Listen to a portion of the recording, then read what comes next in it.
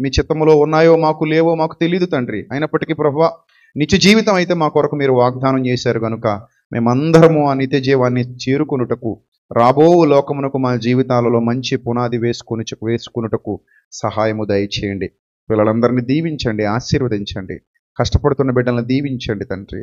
మీ కృపకు మమ్మల్ని పాత్రులుగా ఎంచినందుకు కృతజ్ఞతాస్తుతులు చెల్లిస్తూ ఈ దినపు వాక్య ధ్యానంలో ప్రభా మాతో కూడా ఉండమని వేడుకుంటూ యేసుక్రీస్తు వారి శ్రేష్టమైన నామంలో మీ ఆత్మ సహాయమును కోరుతూ ఈ ప్రార్థన మనవులు సమర్పించి జవాబు పొందుకొనుచున్నాం మా కన్న తండ్రి.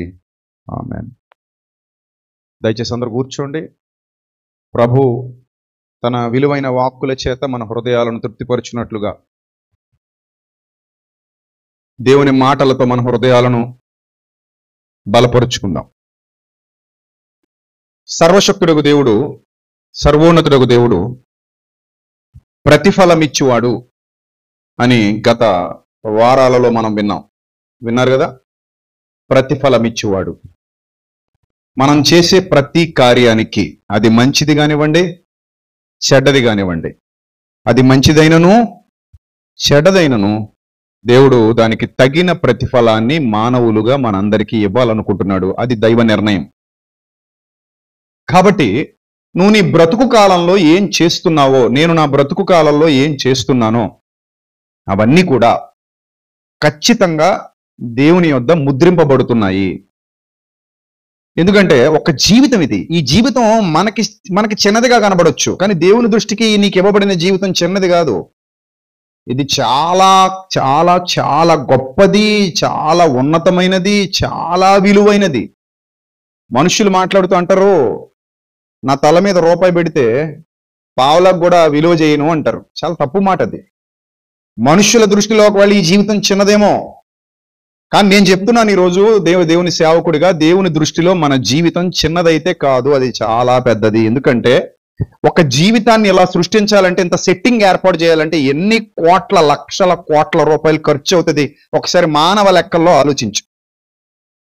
చిన్న పెళ్లి చేయాలంటేనే లక్షల రూపాయలు కోట్ల రూపాయలు ఖర్చు పెడుతున్న దినాలు ఇవి. అలాంటిది నీ కోసం ఇంత సెట్టింగ్ ఏర్పాటు చేయాలి. ఇక్కడ భూమి నీ కోసం, గాలి నీ కోసం, ఆకాశం నీ కోసం, సముద్రాలు నీ కోసం, పర్వతాలు నీ కోసం, సమస్తము నీ కోసమే. మానవుడా గుర్తుపెట్టుకో, ఇక్కడ కలిగి ఉన్నవన్నీ కూడా మానవుల కొరకు సృజించబడ్డాయి. అందుకే వీటన్నిటినీ చేసిన తర్వాత ఎవరిని చేశాడు? మానవుని చేశాడు. అర్థమైందా? మానవుని కంటే ముందు వీటన్నిటిని సృజించి వీటన్నిటి నిర్మాణం పూర్తయిన తర్వాత అప్పుడు మానవుణ్ణి ఈ లోకానికి పంపించడం జరిగింది. అంటే ఇంత పెద్ద సెట్టింగ్. మొన్ననే మనం అంతరిక్షం గురించి కూడా మాట్లాడుకున్నాం. దాని అంతు ఎక్కడో ఎవరికీ తెలియలేదు. శాస్త్ర ప్రపంచానికి అర్థం కాలేదు. ఆ హబుల్ టెలిస్కోప్ వచ్చినా కూడా ఎక్కడ అంతుంది, అంచు ఎక్కడుంది, ఎంత దూరం విస్తరిస్తుంది ఈ విశ్వం, దాని పొడవెంత, లోతెంత, అసలు ఈ గ్రహాలన్నీ, నక్షత్రాలన్నీ ఇవన్నీ కూడా ఎలా సర్వైవ్ అవుతున్నాయి, ఎలా అక్కడ ఉండగలుగుతున్నాయి, వాటిని ఎవరు నడిపిస్తున్నారు, వాటిని ఎవరు తిప్పుతున్నారు, ఇప్పటికీ ఊహకందని ఎన్నో, మానవ జ్ఞానానికి అందని ఎన్నో రహస్యాలు ఈ ప్రకృతిలో దాచబడి ఉన్నాయంటే మీరు ఆలోచించండి. ఇంత సెట్టింగ్ అది చిన్నదేమీ కాదు, సామాన్యమైనదైతే కాదు, తీసి పాడేసేదైతే కాదు, మనం చేసుకోగలిగేదైతే అంతకన్నా కాదు, మన వల్ల కాదు. కాబట్టి మీరు జాగ్రత్తగా ఆలోచన చేయండి ప్రియమైన దేవుని సంగమా, జాగ్రత్తగా ఆలోచన చేయండి. దేవుడు చాలా విలువైన జీవితాన్ని మానవులకు ఇచ్చాడు. వాలంటీర్స్ అందరికి చెప్తున్నాను, బయట పార్కింగ్ విషయంలో కొంచెం కేర్ఫుల్గా ఉండండి. తర్వాత మళ్ళీ ఎవరు వచ్చి ఇబ్బంది పెట్టేలా కాకుండా పార్కింగ్ విషయంలో దయచేసి వాలంటీర్స్ ముందే వెళ్ళాలి. అక్కడికి వాలంటీర్స్ ఎవరైతే ఉన్నారో ముందే ఆ పార్కింగ్ దగ్గరికి వెళ్ళి చూసుకోండి. మీరు లోపలికి వచ్చి కూర్చుంటే మళ్ళీ తర్వాత ఇబ్బంది అయిపోతుంది. రైట్. సో అలాంటి గొప్పదైన, ఉన్నతమైన, ధన్యకరమైన జీవితాన్ని దేవుడు మానవులందరికీ ఇచ్చాడు అనేది సత్యం. రైటా? రైట్. మరి ఇంత గొప్ప జీవితాన్ని ఇచ్చేసినప్పుడు ఈ జీవితానికి లెక్కలు కొలతలు ఉండవా? నువ్వు చేసే వాటికి లెక్కలు కొలతలు ఉండవా? నన్ను ఎవడు పట్టించుకుంటాడు అనుకుంటున్నావు నువ్వు? ఎంత తప్పది, ఎంత తప్పది. సూర్యుడిని ఎవరో ఒకరు పట్టించుకోబట్టేనా అంత కరెక్ట్గా తిరుగుతున్నాడు. ఎవరో పట్టించుకోలేనివి కరెక్ట్గా ఉండవు. మీరు గమనించండి. డ్రైవర్ లేని వాహనం రోడ్డు మీద వెళ్ళదు, అది మనుషుల మీదకి వెళ్తుంది. కాపరి లేని గొర్రె నీట్గా నడవదు, దానికి నచ్చినట్టుగా నడుస్తుంది. కామందు లేని ఎద్దులు సరిగా దున్నవు, పొలంలో వదిలేస్తే దున్నేసి ఇంటికి వచ్చేవి, అవి పొలాలు పాడు చేస్తాయి. అంటే ఎద్దు దున్నాలంటే కామందు కావాలి, గొర్రెలు చక్కటి బాటలో నడవాలంటే కాపరి కావాలి, వాహనం సక్రమమైన మార్గంలో వెళ్ళాలంటే దానికి వాహన చోదకుడు కావాలి, డ్రైవర్ కావాలి. ఇది మీకు బాగా అర్థమైతే ఒక్కసారి ఆకాశంలో సూర్యుడిని చూడండి, ఎంత వేగంగా తిరుగుతున్నాయి ఇవన్నీ కూడా. భూమిని చూడండి, ఎంత వేగంగా గాలిలో ఈ మట్టి ఉండ గాలిలో వేలాడుతూ తిరుగుతుంది. మరి ఇంత పంక్చువాలిటీతో తిరుగుతుంది. రాత్రి కానివ్వండి, పగలు కానివ్వండి, ఇంత పంక్చువాలిటీతో జరుగుతున్నాయి. మనం రాత్రి ఎప్పుడు వస్తుందో వచ్చింది, పగలు ఎప్పుడు వస్తుందో వచ్చింది, అప్పుడు గుడ్ మార్నింగ్ అనుకుంటాం, గుడ్ నైట్ అనుకుంటాం. కానీ ఆ రాత్రి ఎలా వస్తుంది, ఎవరు రప్పిస్తున్నారు? ఆ పగలు ఎలా వస్తుంది, ఎవరు రప్పిస్తున్నారు? నక్షత్ర మండలాలే ఉన్నాయట, ఇన్ని కోట్ల కోట్ల నక్షత్రాలు, కోటాను కోట్ల నక్షత్రాలు ఒకదాన్నొకటి తాకకుండా, ఒకదాన్నొకటి గుద్దుకోకుండా ఎలా తిరుగుతున్నాయి. గట్టిగా తిప్పి కొడితే 197 దేశాలు లేదా 200 దేశాలు సుమారుగా మనవి భూమండలం మీద. ఈ దేశాల్లో నిమిషానికి, గుర్తుపెట్టుకోండి, నిమిషానికి దాదాపుగా 2000 మంది యాక్సిడెంట్లో చచ్చిపోతున్నారు. ఎంతమంది? 2000 మంది నిమిషానికి యాక్సిడెంట్లో చచ్చిపోతున్నారంటే ఈ భూమండలం మీద ఈ చిన్ని దేశాల్లో అందరికీ కార్లు ఉండవు, అందరికీ బైకులు ఉండవు, అందరూ తిరగరు. ఇంకా దాదాపు సగం మంది ఇళ్లలో ఉంటారు, సగం మంది ఆఫీసుల్లో ఉంటారు, సగం మంది ఎక్కడెక్కడో పనులు చేసుకుంటుంటారు, వాళ్ళకి కనీసం సైకిళ్ళు కూడా ఉండవు కొంతమందికి. అలాంటి పరిస్థితుల్లో ఈ ప్రపంచం నడుస్తున్నప్పుడు మరి ఇన్ని యాక్సిడెంట్లు జరుగుతుంటే, మీకు దీన్ని డౌన్ చేయనా కొంచెం? ఇన్ని యాక్సిడెంట్లు జరుగుతుంటే మరి ఆకాశంలో కోటాను కోట్ల నక్షత్రాలు ఉన్నాయి, కోటాను కోట్ల నక్షత్ర మండలాలు ఉన్నాయి, గ్రహాలు తిరుగుతున్నాయి, భూమి లక్షల కిలోమీటర్ల వేగంతో తిరుగుతోంది కదా. సూర్యుడు, చంద్రుడు, నక్షత్రాలు ఇవన్నీ కూడా వాటి వాటి కక్షలో తిరుగుతున్నాయంటే దాన్ని బట్టైనా మీరు అర్థం చేసుకోండి, వెనకెవరూ లేకపోతే ఏమైపోయేది? ఎవరూ లేకపోతే ఏమైపోయేది? ప్రకృతి అంటే దేవుడు ఉన్నాడు, అందుకే ఇంత పంక్చువాలిటీతో తిప్పుతున్నాడు. మరి వాటిని అంత పర్టికులర్ గా చూస్తున్నవాడు నిన్ను నన్ను చూడడం ఎందుకు అనుకున్నా? అవన్నదే నీ కోసం నా కోసం కదా. బాగా ఆలోచించు, అవన్నీ ఉన్నదే నీకు నా కోసం, నీ కోసం నా కోసం చేయబడ్డాయి. మానవుని మించిన సృష్టి ప్రకృతిలో ఏది లేదు, అన్నిటికీ ఏలిక మానవుడే. అదే గ్రంథం చెప్పింది, చాలా స్పష్టంగా చెప్పింది గ్రంథం. వీటన్నిటి మీద నిన్ను ఏలికగా నియమించి ఉన్నాను, వీటన్నిటి మీద నువ్వు ఎవరు? ఏలికవు. ఆదాముతోనే చెప్పాడు దేవుడు, సమస్తమును నీ క్రింద లోపరిచేశాను కాబట్టి వీటన్నిటిని నువ్వు ఏలాలి, మీరు ఏలండి, భూమిని నిండించండి, అభివృద్ధి చెందండి, వాటిని లోపరుచుకోండి, ఏలండి, మీరందరూ ఏలికలు అని గ్రంథంలో వ్రాయబడితే, మీరందరూ ఏలికలు అని గ్రంథంలో చెప్పబడితే, వీటన్నిటి మీద నువ్వే ఏలికవైనప్పుడు వీటన్నిటినీ పట్టించుకుంటున్నవాడు నిన్నెందుకు పట్టించుకోడు? వీటన్నిటి లెక్కలు ఆయన చేతుల్లో ఉన్నప్పుడు నీ లెక్కలు ఆయన చేతుల్లో ఎందుకు ఉండవు? ఒకసారి మనసు పెట్టి ఆలోచించండి. ఏ కాలానికి ఏది రావాలో, ఏ కాలంలో ఏది జరగాలో, ఋతువులు క్రమం తప్పకుండా, కాలాలు క్రమం తప్పకుండా, ప్రకృతిలోని ఏది క్రమం తప్పకుండా వాటి వాటి పనులు జరిగించినట్లుగా, వాటి వాటి పనులు కొనసాగునట్లుగా నియామకం చేసిన దేవాది దేవుడు, ఈ సృష్టిని అంత క్రమమైన పద్ధతిలో నడిపిస్తున్నటువంటి దేవాది దేవుడు నీ నడకలు నా నడకలు ఎందుకు పట్టించుకోడని అనుకుంటున్నాం మనం? ఎంత మూర్ఖత్వం అది, మానవాళి మూర్ఖత్వం. పుట్టుక వెనక నీ ప్రమేయం లేదు, చావు వెనక నీ ప్రమేయం లేదు, బ్రతుకు వెనక నీ ప్రమేయం లేదు, ఈ ప్రకృతిలో జరుగుతున్న దేని వెనక నా ప్రమేయం లేదు. జస్ట్ వచ్చాం, ఉన్న వాటిని చూసాం, వాడుకుంటున్నాం, వెళ్ళిపోతున్నాం, అంతే. అంతే జీవితం. మరి అలాంటప్పుడు నన్ను పట్టించుకోలే, నన్ను ఎంతమందిలో నన్ను ఏం తీసుకుంటాడులే అంటే, అన్ని నక్షత్రాలు ఏ నక్షత్రాన్ని వదిలేశాడు చెప్పు? అన్ని గ్రహాలలో ఏ గ్రహాన్ని వదిలేశాడు? అసలు ఈ భూమండలం మీద ఇన్ని జరుగుతున్నాయి, దేన్ని వదిలేశాడు? ఏ మొక్కను వదిలేశాడు ఆయన? దేనికది పంక్చువాలిటీగా జరుగుతుంది కదా. మరి అలాంటప్పుడు పుట్టించిన వాడు పట్టించుకోకుండా ఎందుకుంటాడు? పుట్టించాడంటే ఖచ్చితంగా ఏం చేస్తాడు? పట్టించుకుంటాడు. 9 నెలల కాలం అమ్మ కడుపులో నీకు నాకు నిర్మాణం జరిగింది. ఎలా మర్చిపోతావు నువ్వు? నిన్నెలా మర్చిపోతాడు? సో కాబట్టి ప్రతిదానికి లెక్క ఉంటుంది. అందుకే మానవులారా, దినములు చెడ్డవి గనుక మీకివ్వబడిన సమయమును పోనీయకండి అన్నాడు. సంవత్సరాలు అయిపోతున్నాయి, తినేస్తున్నాం మనం. సంవత్సరాలు అయిపోతున్నాయి అంటే మరణానికి దగ్గర అవుతున్నామని అర్థం అమ్మా, గుర్తుపెట్టుకోండి. సంవత్సరాలు అయిపోతున్నాయంటే అర్థం ఏంటి? మరణానికి దగ్గర అవుతున్నాం. ఒక్కో సంవత్సరం మనం ముందుకెళ్ళట్లేదు, అది వెనక్కి వెళ్తుంది. సంవత్సరాలు ఎక్కడికి వెళ్తున్నాయి? మనం వెనక్కి వెళ్తున్నాయి, మనం వాటిని దాటుకుంటూ ముందుకెళ్తున్నాం. ఇలా సంవత్సరాలు అయిపోతున్నాయి అని అంటే మరణానికి మనం చేరువవుతున్నాం. ఈ భూమిని విడిచిపెట్టే గడియ ఆసన్నం కాబోతుంది. ఈ భూమిని విడిచిపెట్టే గడియ ఒక రోజు రాబోతుంది, అది వస్తుంది తప్పకుండా. ఆ గడియ వచ్చినప్పుడు నువ్వు గాని నేను గాని ఈ లోకంలో నుండి వెళ్ళిపోతాం. అందుకే అన్నాడు, సమయమును పోనీయక. మరి ఏం చేయమంటావు ప్రభు? సమయాన్ని పోతుంది కదా ప్రభు అంటే, పోనీయక అంటే ఆపండనా కాలాన్ని? దాన్ని అలా అర్థం చేసుకోవాలా? కాలాన్ని ఆపండి అని చెప్తున్నాడు ఆ దేవుడు. మనం ఆపగలం అసలు? కాలాన్ని ఆపలేం కదా. మరి ఎందుకు సమయమును పోనీయక అన్నాడు అంటే, వృధా చేసుకోక అని అర్థం. పోనీయక అంటే అర్థం ఏంటి? వృధా చేసుకోక. మరి ఏం చేయాలట? సద్వినియోగం చేసుకోండి. ఎందుకంటే మీ వినియోగమే నా దగ్గర రిజిస్టర్ అవుతుంది. నువ్వు ఏ విధంగా అయినా వినియోగించుకో, బట్ సద్వినియోగం చేసుకుంటే రిజిస్టర్ అవుతుంది. అయితే ప్రభు దుర్వినియోగం చేసుకుంటే రిజిస్టర్ అవ్వదా ప్రభు అని అనొచ్చు. నువ్వు తెలివైనదానివి కదా.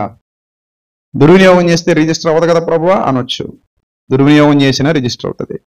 అసలు దేవుడు చీమలు ఎలా నడుస్తున్నాయి ఆయన పట్టించుకోడు, పురుగులు ఎలా నడుస్తున్నాయి పట్టించుకోడు. వర్షం ఎన్నిసార్లు కురుస్తుంది ఆయనకు అవసరం లేదు, రిజిస్టర్ చేసుకోవాల్సిన అవసరం లేదు. అర్థమైందా? పంటలో ఎన్ని గింజలు పండుతున్నాయి రిజిస్టర్ చేసుకోవాల్సిన అవసరత, జ్ఞాపకాల్లో పెట్టుకోవాల్సిన అవసరత ఆయనకి లేదు. కానీ ఏవేవి జ్ఞాపకాల్లో పెట్టుకుంటాడో తెలుసా? అది తెలిస్తే భయం వేస్తుంది. ప్రభు ఇవన్నీ నీ జ్ఞాపకాలు ఉంటాయా? అవునాయనా. మనకేమి జ్ఞాపకాలు ఉంటాయి? ఆ సీరియల్లో అత్తగారిని కోడలు ఏమందో, కోడలను అత్తగారు ఏమందో, ఈ మనం జ్ఞాపకాల్లో పెట్టేసుకుంటాం. ఎందుకంటే మరొక సీరియల్ అనేది ఒక సంవత్సరం పాటు, 2-3 సంవత్సరాలు లేదా 10-15 సంవత్సరాలు నడిచే సీరియల్ ఉంటాయి. మరి ఎవరిని ఏమన్నారు, ఎప్పుడు ఏమైంది అన్ని గుర్తుపెట్టుకుంటారు కొంతమంది. ఇంకెన్ని రోజులైనా వాటిని మర్చిపోం మనం. దానివల్ల ఏమైనా ఉపయోగం ఉంటుంది అంటే, మంచి నేర్చుకుంటే ఉపయోగం ఉంటుంది, చెడ్డ నేర్చుకుంటే ఉపయోగం ఉండదు. మన జీవనోపాధికి అయితే ఏం ఉపయోగపడదు, ఏదో సరదాగా తప్పితే. అయితే అక్కర్లేనివి ఎక్కువ జ్ఞాపకాలు పెట్టుకుంటాం మనం. ఏమైనా రైట్ ఆర్ రాంగ్? ఎవరో మనల్ని ఏదో అన్నారు, జ్ఞాపకం పెట్టుకుంటాం. వాళ్ళని చూసినప్పుడల్లా మరోసారి అది గుర్తు చేసుకుని మరీ జ్ఞాపకం తెచ్చుకుంటుంటాం. ఏం గుర్తు చేసుకుంటే ఏమైనా అకౌంట్లోకి 50 రూపాయలు పడతాయా అంటే అదేం ఉండదు. మనసు బాధపడుతుంటది. అయినా పర్లేదు, బాధపడినా పర్లేదు, మరోసారి గుర్తు చేసుకుంటుంటాం. గుర్తు చేసుకుని వాళ్ళ మీద ద్వేషాన్ని పెంచుకుంటూ అలాంటి చెత్త గుర్తు పెట్టుకుంటూ బతికేస్తాం.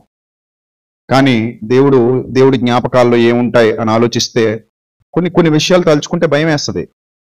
అమ్మో, ఇలాంటివన్నీ రిజిస్టర్ అవుతాయన్నమాట. అందుకే సమయమును పోనీయక సద్వినియోగం చేసుకుంటూ, సమయమును పోనీయక ఏం చేసుకుంటూ? సద్వినియోగం చేసుకుంటూ అజ్ఞానుల వలె కాక జ్ఞానుల నడుచుకోండ్రా బిడ్డలారా అన్నాడు ఆయన. ఎలా అన్నాడు ఆయన? జ్ఞానుల నడుచుకోండి ఆయన బిడ్డలారా, జ్ఞానుల నడుచుకోండి. మరి అజ్ఞానుల్లా ఎందుకు బతుకుతారు మీరు? అజ్ఞానుల్లా ఎందుకు జీవిస్తారు మీరు? అజ్ఞానంతో ఎందుకు జీవిస్తారు మీరు? నా మాట విని నా బిడ్డలారా, మీరు జ్ఞానుల వలె నడుచుకోండి. జాగ్రత్తగా చూసుకోవాలట. జాగ్రత్తగా చూసుకోకపోతే చేయి తెగిపోద్ది. కోసేటప్పుడు జాగ్రత్తగా చూసుకుంటావు. కర్రల మిషన్లో పనిచేసే వాళ్ళు చాలా జాగ్రత్తగా వాటిని లోపలికి నెట్టాలి. అటు ఇటు చూస్తూ కర్రలు నెట్టారనుకోండి, కర్రలు కాకుండా చేతులు కూడా అందులోకి పోతాయి. ఇక ఆ తర్వాత మొండి చేత్తో ఏ పని చేసుకోలేడు. అందుకే ఆ పని ఎంత జాగ్రత్తగా చేస్తావో, ఈ సమయ పాలన లేదా సమయాన్ని ఎలా వాడుతున్నావు, ఏ విధంగా ఖర్చు చేస్తున్నావు, ఇది కూడా నువ్వు చాలా జాగ్రత్తగానే ఉండాలి. జీవితంలో ఎలా పడితే అలా పోతే, ఎలా పడితే అలా చేసుకుంటూ పోతే, ఎలా పడితే అలా జీవించుకుంటూ పోతే రిజిస్టర్ అయిపోద్ది. అది రిజిస్టర్ అయిపోద్ది. అలా రిజిస్టర్ అయిపోయిందంటే ఇప్పుడు ఒక మ్యూజియంకి వెళ్ళామనుకో, ఒక మ్యూజియంకి అక్కడ చాలా విలువైన వస్తువులు ఉంటాయి. ఏది పడితే అది ముట్టుకుని, ఏది పడితే అది పీకేసి, ఎలా పడితే అలా విరిచేసి చూసుకుంటూ వెళ్ళిపోతున్నాం అనుకో, నడుచుకుంటున్నాను. కాసేపటికి మెడ పట్టుకుని లాక్కెళ్ళిపోయి లోపలేసేస్తారు. ఎలా పడితే అలా ఉండకూడదు, ఎలా పడితే అలా నడిచేయకూడదు, ఏ రూమ్లో పడితే ఆ రూమ్లోకి వెళ్ళిపోకూడదు. పద్ధతి ఉంటుంది, ఒక పద్ధతి, ఒక మ్యాండేటరీ ఉంటుంది, ఒక లెక్క ఉంటుంది. అలాగే ఉండాలి, అంతే కదా. ఇష్టం వచ్చినట్టు నీకు నచ్చినట్టు ఇంకా ఎలా పడితే అలా చిందరవందర చేసుకుంటూ వెళ్ళిపోతుంటే ఖచ్చితంగా నేను తీసుకెళ్ళి లోపలేస్తారు. లైఫ్ కూడా అంతే, ఎలా పడితే అలా కాంప్లికేట్ చేసేసుకుంటే ఎలాగా జీవితం అనేది కాంప్లికేట్ చేసుకోవడానికి ఇవ్వబడలా. చాలా జాగ్రత్తగా జీవితాన్ని అర్థం చేసుకుని దాన్ని చక్కగా నడుపుకోవాలి, చక్కగా ముందుకు కొనసాగించుకోవాలి, చక్కగా జీవితాన్ని అర్థం చేసుకోవాలి. అర్థమైందా? కాబట్టి ఇవ్వబడిన సమయాన్ని నువ్వు ఎలా వాడుతున్నావు, నీ వాడకాన్ని బట్టి అది రిజిస్టర్ అవుతుంది. అక్కడ నీ వాడకాన్ని బట్టి నీ జీవితం రిజిస్టర్ అవుతుంది. అందులో ఏవి గుర్తుంటాయి, ఏవి మర్చిపోతాడు దేవుడు. మనం అనుకుంటాం ఇంతమందిలో దేవుడు నన్ను ఏం గుర్తుపెట్టుకుంటాడండి అనుకుంటా. నీకు అందుకే చెప్తున్నా, ఆయన మరువడు. ఆయన మరిచేవాడైతే నిన్ను పుట్టించడు. పుట్టించాడు అంటే రిజిస్టర్ అయ్యావని అర్థం. అర్థమైందా? పుట్టించాడు అంటే ఖచ్చితంగా ఏమయ్యావని అర్థం, రిజిస్టర్ అయ్యావు. నువ్వు ఒక దేశానికి వెళ్తున్నావు అనుకో, నీకు వీసా ఇస్తారు. ఆ వీసాలో కొంత టైం ఉంటుంది. నువ్వు ఎప్పుడు రావాలి, ఎప్పటి వరకు నువ్వు ఇక్కడ ఉండాలి, ఎప్పుడు వెళ్ళిపోవాలనేది రిజిస్టర్ అవుతుంది. అర్థమైందా? ఆ రిజిస్ట్రేషన్ చూస్తారు వాళ్ళు. ఎవడొచ్చాడు, వయసు ఎంత, ఫోటో ఏది, ఎప్పుడు వచ్చాడు, ఎలా వచ్చాడు, చివరికి ఐరిస్ కూడా తీసుకుంటారు. అక్కడ కళ్ళు స్కాన్ చేస్తారు, చేతులు స్కాన్ చేస్తారు. అన్ని ఆధారాలు వాళ్ళ సిస్టంలో రిజిస్టర్ అయి ఉంటాయి. నువ్వు ఒక టైం అయినా ఇంకా బయటికి వెళ్ళిపోలేదు అనుకో వాళ్ళ దేశం నుంచి, ఖచ్చితంగా నేను బ్లాక్ లిస్ట్ లో పెడతారు. వీడు ఒకడు ఉన్నాడు మన దేశంలో, అక్రమంగా ఉండిపోయాడు, వీడు అక్రమంగా ఉండిపోయాడు, వెతకండి, దొరికాడా లోపలేసేయండి. ఇన్ని లక్షల మందిలో నన్ను పట్టించుకుంటారా అని అనుకోవచ్చు. నువ్వు కెమెరాకు దొరకనంత వరకే. ఎప్పుడు మళ్ళీ కెమెరా ముందుకు వస్తావో, పోలీసుల ముందుకు వస్తావో, మెడ పట్టుకుని తీసుకెళ్లి లోపల వేస్తారు. ఇన్ని కోట్ల మందిలో మానవులే ఇంత నిఘానేత్రాలు పెడుతున్నప్పుడు సర్వోన్నతుడైన దేవుడు, ఆయనకు అసాధ్యమైనది ఏది ఉంది? ఎందుకు మనం ఇలా పిచ్చిగా ఆలోచిస్తున్నాం? ఎందుకు మనల్ని సాతాను మాయలో పెడుతున్నాడు, త్రోవ తప్పిస్తున్నాడు, దారి తప్పిస్తున్నాడు? ఇంత చండాలంగా ఎందుకు నిన్ను ఆలోచించమంటున్నాడు అపవాది? నువ్వు కనబడతావేంటి, నువ్వు తెలుస్తావేంటి, నిన్ను పట్టించుకుంటారేంటి, నువ్వు గుర్తొస్తావేంటి ఆయనకి?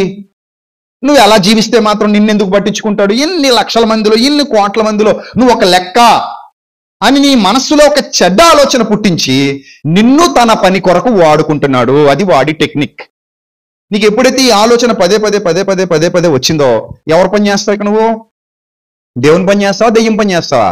ఇక దెయ్యం పని చేస్తావు, నువ్వు దేవుని పని ఎందుకు చేస్తావు? ఎందుకంటే పదే నీ మనసులో అదే ఆలోచన డ్రిల్ చేసాడు వాడు, డ్రిల్లింగ్ మిషన్తో లోపలికి చొప్పించేశాడు. 100 సార్లు అదే ఆలోచన చెప్పి దేవుడు నేను పట్టించుకుంటాడేంటి, దేవుడు నేను చూస్తాడేంటి, ఇంతమందిలో నువ్వు కనబడతావా, ఇదేమైనా పెద్ద విషయమా అని నీకు చెత్త అంతటిని నీకు నూరి పోసేసి నిన్ను తన మార్గంలో నడిపించుకుంటాడు, తన పనులు చేయించుకుంటాడు. అందుకే ప్రభు అన్నారు, మీరు మీ తండ్రి యగు అపవాది సంబంధులు అన్నారు. వాడి దురాశలు నెరవేర్చబోరుచున్నారు. అంటే వాడు మిమ్మల్ని దారి తప్పించి వాడి పని జరిగేలా చేసుకుంటున్నాడు. వాడి పని జరిగించుకోవడానికి మిమ్మల్ని అలా మోటివేట్ చేశాడు వాడు. అలా మీరందరూ అపవాది మాయలో పడిపోతున్నారు. యవనస్తులు కానివ్వండి, యవనస్తురాలు కానివ్వండి, పెద్దలు కానివ్వండి, చిన్నలు కానివ్వండి, వాడి మాయాజాలానికి వెళ్ళిపోవటానికి ఇవి కారణాలు. కాబట్టి ప్రియమైన దేవుని ప్రజలారా, దేవుడు అన్నిటినీ జ్ఞప్తికి తెచ్చుకుంటాడు. అది మంచిదే గాని చెడ్డదే గాని జ్ఞాపకార్థముగా ఆయన దగ్గర రాయబడుతుంది. అంతెందుకు, ఎస్తేరు గ్రంథం మీరు చదివే ఉంటారు. ఎస్తేరు గ్రంథంలో రాజుగారికి నిద్ర పట్టదు. నిద్ర పట్టకపోతే ఆ జ్ఞాపకార్థ గ్రంథం ఒకటి ఉంటుంది వాళ్ళ దగ్గర.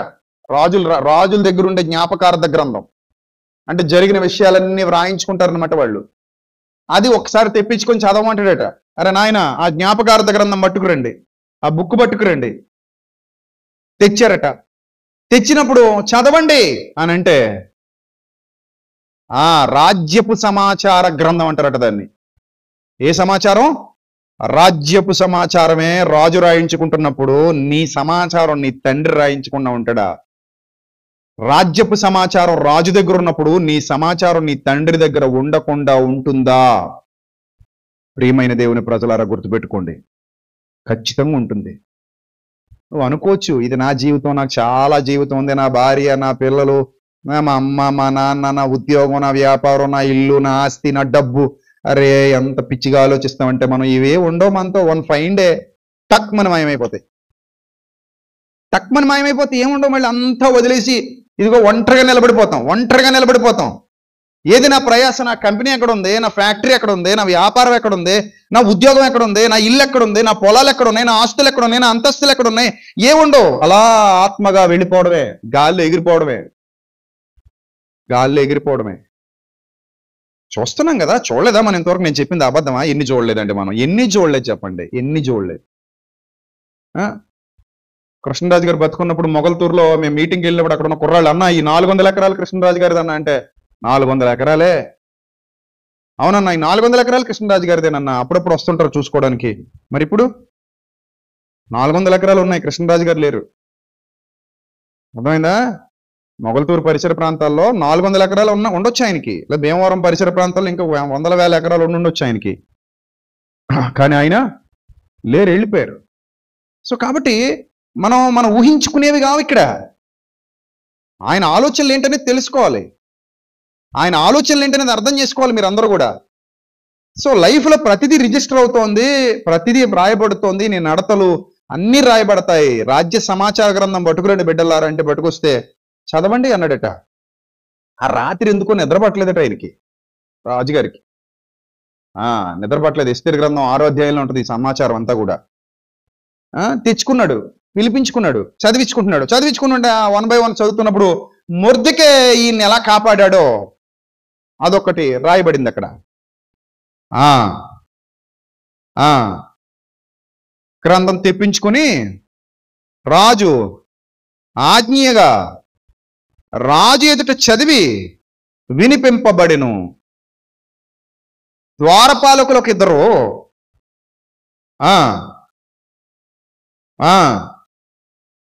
రాజైన అహష్వేరోషును చంపడానికి కుట్ర పన్నిన సందర్భం, మొర్దెకై దాన్ని భగ్నం చేసిన సందర్భం అందులో క్లియర్గా రాసి ఉంచారట. అప్పుడు రాజు అన్నాడట, అరే నాయన ఇంత మేలు చేశాడు కదా నాకు ఈ మొర్దెకై, ఇతనికి ఏమైనా గిఫ్ట్ ఇచ్చామా, ఇతనికి ఏదైనా గిఫ్ట్ ఇచ్చామా అని అడిగాడట. లేదు రాజా, మనం వెంటనే మర్చిపోయాం రాజా, ఆ హడావుడిలో పడిపోయి ఇతనికి ఏమి ఇవ్వలేదు రాజా, కానీ చాలా హెల్ప్ చేశాడు రాజా అన్నాడట. అప్పుడు వెంటనే రాజు, అర్రే ఎంత తప్పు చేశాను, ఈ అబ్బాయి ఇంత హెల్ప్ చేశాడు మనకి, ఇంత హెల్ప్ చేస్తే మనం ఏం ఇవ్వకుండా వదిలేసామా, గిఫ్ట్ ఇవ్వకుండా వదిలేసామా, బహుమతి ఇవ్వకుండా వదిలేసామా? లేదు బహుమతి ప్రదానం చేయాల్సిందే, అతనికి తగిన సత్కారం చేయాల్సిందే అని గుర్తుకు తెచ్చుకున్నాడట. చూసారా? అంటే రాజ్యాలలోనే చేసిన పనులు ఏమవుతున్నాయమ్మా చెప్పండి, రిజిస్టర్ అవుతున్నాయి. మన ఇండియన్ గవర్నమెంట్లో కూడా జరిగే ప్రతిదీ రిజిస్టర్ అయి ఉంటుంది. మన ప్రభుత్వాలు కూడా వాటిని రికార్డ్స్లో పెడతాయి. On the records, of the records కొన్ని ఉంటాయి. ఆన్ ద రికార్డ్స్ కొన్ని ఉంటాయి, ఆఫ్ ద రికార్డ్స్ కొన్ని ఉంటాయి. మొత్తం మీద అన్ని కూడా ఎక్కడ ఉంటాయి? గవర్నమెంట్ రికార్డ్స్లో ఉంటాయి. నీ బ్రతికేంటో తెలుసుకోవాలంటే ఏం చేయాలి? రికార్డ్స్ ఓపెన్ చేయాలి. నీ రికార్డ్స్ ఉంటాయి, నా రికార్డ్స్ ఉంటాయి. ఆ రికార్డ్స్లో ప్రతిదీ కూడా క్లియర్గా వ్రాయబడి ఉంటుంది. ప్రియమైన దేవుని ప్రజలారా గుర్తుపెట్టుకోండి. ఇప్పుడు ఆలోచించండి, పరలోకమందున్న దేవుడు, కోటాను కోట్ల దూతల సైన్య సమూహాలతో ఉన్న దేవుడు, మానవుల కంటే ఎక్కువ దూతలే ఉన్నప్పుడు కోటాను కోట్ల దూతలు ఉన్నారని రాయబడింది. అప్పుడు నీ మీద ఒక 100 మందిని పడేయాలా, 10 మందిని పడేయాలా? మన దూతలు అనేసరికి ఒకటి సరిపోతాడా మన రిజిస్ట్రేషన్కి? చెప్పండి మీరు. అబ్బాయి నన్ను పట్టించుకోవాలంటే 1,00,000 మంది దూతలు ఉండాలని అంట. అంత అవసరం లేదు కదా. మనకి ఎంతమంది సరిపోతారు? ఒకడే ఎక్కువ. ఎందుకంటే దూతల శక్తి మానవుల శక్తి కంటే గొప్పది కదా. సో అలాంటిది ఒకడే ఎక్కువైనప్పుడు నీ మీద నీకు ఎంతమంది అవసరం, నువ్వెంత అసలు, నేనెంత అసలు. అందుకే దైవశక్తిని తక్కువ అంచనా వేయకూడదు. దైవశక్తి చాలా ప్రభావవంతమైనది, చాలా బలమైనది కూడా. కాబట్టి ప్రియమైన దేవుని సంగమా, ఇప్పుడు మనం గ్రంథంలో వ్రాయబడినటువంటి విషయాన్ని జాగ్రత్తగా పరిశీలన చేస్తే ప్రతిదీ కూడా ఆయన సన్నిధిలో ఎలా ఉంటుందట? జ్ఞాపకంగా రిజిస్టర్ అవుతోంది. అలాగే మట్టి మనుషులను కూడా ఆయన గుర్తు చేసుకుంటున్నాడు. 103వ కీర్తన 14వ వచనం చూద్దాం. 103వ కీర్తన 14వ వచనం అందరూ చూడాలి. మనము నిర్మింపబడిన రీతి ఆయనకు తెలిసే ఉన్నది. తెలీదు అని అనొద్దు, తెలిసే ఉన్నది అని బైబిల్ చెప్తోంది. మనము నిర్మింపబడిన రీతి ఆయనకు తెలిసే ఉన్నది. కావాలంటే ఇంటికి వెళ్ళిన తర్వాత అడగండి, అమ్మా నా ముక్కు ఇలా ఉంది కదా, చపాతి పిండి చేసినట్టు, లేదా జంతుకులు పోసేటప్పుడు కరెక్ట్గా డిజైన్లు పెట్టి పోసినట్టు, చెక్కడాలు చుట్టేటప్పుడు జాగ్రత్తగా డిజైన్తో చుట్టినట్టు కదా, అన్ని డిజైన్లు వేస్తారు కదా. జిలేబీలు తయారు చేసేటప్పుడు డిజైన్ జిలేబీలు, కాజాలు డిజైన్ కాజాలు, డిజైన్ చెక్కిడాలు చుట్టినట్టుగా అమ్మ నాకు కూడా అమ్మా నాన్న నువ్వు కలిపి ముక్కు ఇలా ఒత్తి ఇలా సెట్ చేసి కుమ్మరోడు కుండం చేసినట్టు బాగా సెట్ చేశారు కదమ్మా, నా ముక్కు నోరు కళ్ళు చెవులు అన్ని మీరే పెట్టారు కదమ్మా అని అడిగితే అమ్మ ఏమంటది? అరే నాయన నువ్వు కడుపులో ఉండగా నేను నాన్న పాటలు పడ్డాను రా బాబు, వామిటింగ్స్ వికారం, నాకు అవేం గుర్తుండి చావోరా, నిన్ను నేనెలా చేస్తాను రా, లోపలేదో నీ అంతటి నువ్వే తయారైపోయావు. నీ అంతటా నువ్వే తయారైపోయావు. అమ్మకున్న జ్ఞానం అంతవరకే కాబట్టి అలా చెప్తుంది. కానీ దేవుడు అంటాడు, నాయనా నీ అంటారు నువ్వే తయారవ్వు నాయనా. నీ అంతట నువ్వే ఎందుకు తయారవుతావు? చేసింది నేను. చేసింది ఎవరు? నేను. నిర్మాణకుడను నేను. నిర్మాణం నాది, నేను చేశాను నీ నిర్మాణం అని ఆయన చెప్తాడు. కాబట్టి మనం మంటివారమని ఆయనకి తెలుసు. దేన్ని? మనము మంటివారమని ఆయన జ్ఞాపకం చేసుకుంటున్నాడట. అంటే దీన్ని బట్టి మీకు అందరికీ ఏమర్థం అవ్వాలి? మట్టి మనుషులందరూ ఎవరి జ్ఞాపకాల్లో ఉంటారు? దేవుని జ్ఞాపకాల్లోనే ఉంటారు. మట్టి మనుషులైన మనం అందరము ఎవరి జ్ఞాపకాల్లో ఉంటాం? దేవుని జ్ఞాపకాల్లో ఉంటాం. ఇప్పుడు 1 by 1 మీరు నోట్ చేసుకోండి, ఏమేమి దేవుడి జ్ఞాపకాల్లో ఉంటాయి. మీ అమ్మాయికి నువ్వు ఎంత గ్రాండ్గా ఫంక్షన్ చేశావు, ఆయనకు అవసరం లేదు. మీ అబ్బాయి పెళ్లిలో నువ్వు ఎన్ని రకాలు వండించావు, ఆయనకు అవసరం లేదు. నువ్వు నీ జీవితకాలంలో ఎన్ని చీరలు కట్టావు, ఎన్ని చీరలు మార్చావు, అందులో కాస్ట్లీవెన్ని, మామూలుగా ఉన్నప్పుడు కట్టుకునేవన్నీ, వర్క్వెన్ని, జరీవెన్ని, పట్టువెన్ని, ఇంకే ఉంటాయి రకరకాల, మనకు ఆ పేర్లు తెలిసావు. కానీ అవన్నీ ఎన్ని? అవేవి ఆయనకు అవసరం లేదు. నువ్వు వాడిన చొక్కాలెన్ని, ప్యాంట్లెన్ని, కలర్లేంటి, అందులో కాస్ట్లీవెన్ని, మామూలువెన్ని, జీన్లేవి, మామూలువేవి, షూలేంటి, చెప్పులేంటి, వాహనాలేంటి, ఇవేవి ఆయనకు అవసరం లేదు. అరే నాయన, నువ్వు నీ బ్రతుకు కాలంలో 8 బళ్ళు వాడేవరా అని చెప్పడు ఆయన. నాయన, నీ బ్రతుకు కాలంలో 2 కార్లు 3 కార్లు మార్చావరా అని చెప్పడు ఆయన. మొత్తం నీ చెప్పుల జతలో నీ జీవితకాలం మొత్తంలో 62 ఉన్నాయిరా అని చెప్తావు. ఆయనకు అవసరం లేదు. అవేవి ఆయన జ్ఞాపకాల్లో పెట్టుకోవాల్సిన విషయాలు కావు. ఎందుకంటే శరీరాలను కాదు ఆయన దృష్టించేది, మీ ఆత్మల లెక్క కొలత ఆయన దగ్గరకు రావాలి. ఇప్పుడు ఆయన ఏమేమి జ్ఞాపకాలు పెట్టేసుకుంటున్నాడో మొదట చూద్దాం. హోషియా గ్రంథం 9వ అధ్యాయము 9వ వచనం చదువుదాం అందరం కూడా. హోషియా గ్రంథం 9వ అధ్యాయము 9వ వచనం. గిబియాలో చెడు కార్యములు జరిగిన నాడు జనులు దుర్మార్గులైనట్టు వారు బహు దుర్మార్గులైరి. గిబియాలో చెడు కార్యములు జరిగినప్పుడు వారు దుర్మార్గులైరట. యెహోవా వారి దోషమును జ్ఞాపకము చేసుకొనుచున్నాడు, వారి పాపములకై ఆయన వారికి శిక్ష విధించును. ఏం జ్ఞాపకం చేసుకుంటున్నాడటమ్మా? దేవుడు వారి దోషమును జ్ఞాపకం చేసుకుంటున్నాడు. మనం మర్చిపోతామండి. ఇతరుల దోషాలైనా, మరొకరి పాపాలైనా, ఇంకొకరి పాపాలైనా 2 రోజులు మాట్లాడుకుంటాం, 3 రోజులు మాట్లాడుకుంటాం, తర్వాత ఏం చేస్తాం? మర్చిపోతాం. అలాగని మనం ఏం పుణ్యాత్ములం కాదు వాళ్ళ పాపాల గురించి మాట్లాడుకోవడానికి. మనం కూడా ఏం చేసిన వాళ్ళం? పాపం చేసిన వాళ్ళమే. కాకపోతే మనం దిద్దుకున్నాం, వాడు దిద్దుకోలేదంతే. దిద్దుకోలేనోడు దేవునికి అసహ్యుడు, సరే దిద్దుకున్నోడు దేవునికి ఇష్టడు. కానీ దేవుడు వారి పాపాలను గుర్తుపెట్టుకుంటాడు. అర్థమైందా? పాపాలు ఎందుకు గుర్తుపెట్టుకోవాలండి? మరి శిక్ష విధించాలంటే పాపాలు గుర్తుపెట్టుకోవాలి కదండి. ఇప్పుడు ఎఫ్ఐఆర్ అంటారు కదా పోలీస్ స్టేషన్లో. ఎఫ్ఐఆర్ అంటే అర్థం ఏంటి? First information report. ఎందుకు ఎఫ్ఐఆర్ నమోదు చేయాలి? మరి నువ్వు తెలియాలి కదా నువ్వు ఏం చేసావు. అది ఇంకెప్పటికి ఉంటుంది. ఒకసారి ఎఫ్ఐఆర్ పడిందంటే ఎప్పటికీ అది రికార్డ్స్లో ఉంటుంది. ఏం జరిగింది, ఏం రాశారు, కేసు ఏంటి, దాని వివరాలు ఏంటి, ఏమని కేసు పెట్టారు, అన్ని టోటల్ ఉంటాయి. కోర్టుకి వెళ్ళిన తర్వాత కూడా కోర్టులో కూడా దాని వివరాలు శాశ్వత కాలం ఉండిపోతాయి. ఆ రిపోర్ట్లో శాశ్వత కాలం ఉండిపోతాయి. దాన్నే ఎఫ్ఐఆర్. అలాగే దేవుడు కూడా నిన్ను గూర్చి నువ్వు చేసిన దోషాన్ని, పాపాన్ని రాసుకుంటాడని రాయబడింది గ్రంథంలో. జ్ఞాపకాల్లో ఉంటాయట. నువ్వు మర్చిపోవచ్చేమో కానీ ఆయన మర్చిపోడు. చేసింది నువ్వు మర్చిపోవచ్చు, కానీ దేవుడు మర్చిపోవట్లా. ఆయన జ్ఞాపకంలో నోట్ అయిపోతుంది. నువ్వు చేసిన పాపం ఆయన జ్ఞాపకాల్లో నిక్షిప్తం అయిపోతుంది. నిక్షిప్తం అయ్యింది అంటే నెక్స్ట్ ఏముందని అర్థం అక్కడ? 2వ వచనంలో ఏమనుంది అక్కడ? ఆ పాపానికి తగిన శిక్ష వస్తుంది. Note this point. ఆ పాపానికి తగిన శిక్ష వచ్చి తీరుతుంది, వచ్చి తీరుతుంది అని వ్రాయబడింది గ్రంథంలో.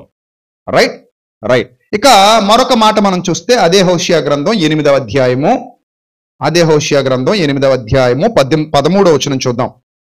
నాకు అర్పింపబడిన పశువులను వధించి వాటిని భుజించుదురు, అట్టి బలుల యందు యెహోవాకు ఇష్టము లేదు.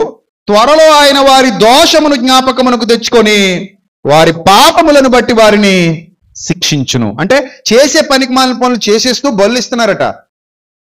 చేసే పనికిమాలిన పనులు చేసేస్తూ వాక్యాలు బోధించేవాళ్ళు, దేవుని పనిలో ఉండేవాళ్ళు, విశ్వాసం అని చెప్పుకునేవాళ్ళు, ప్రార్థనలు చేసేవాళ్ళు, రకరకాల వ్యక్తులు మనకు కనబడుతుంటారు. వీళ్ళు చేసే నీతి మాలిన పనులు చేస్తూనే ఉంటారు.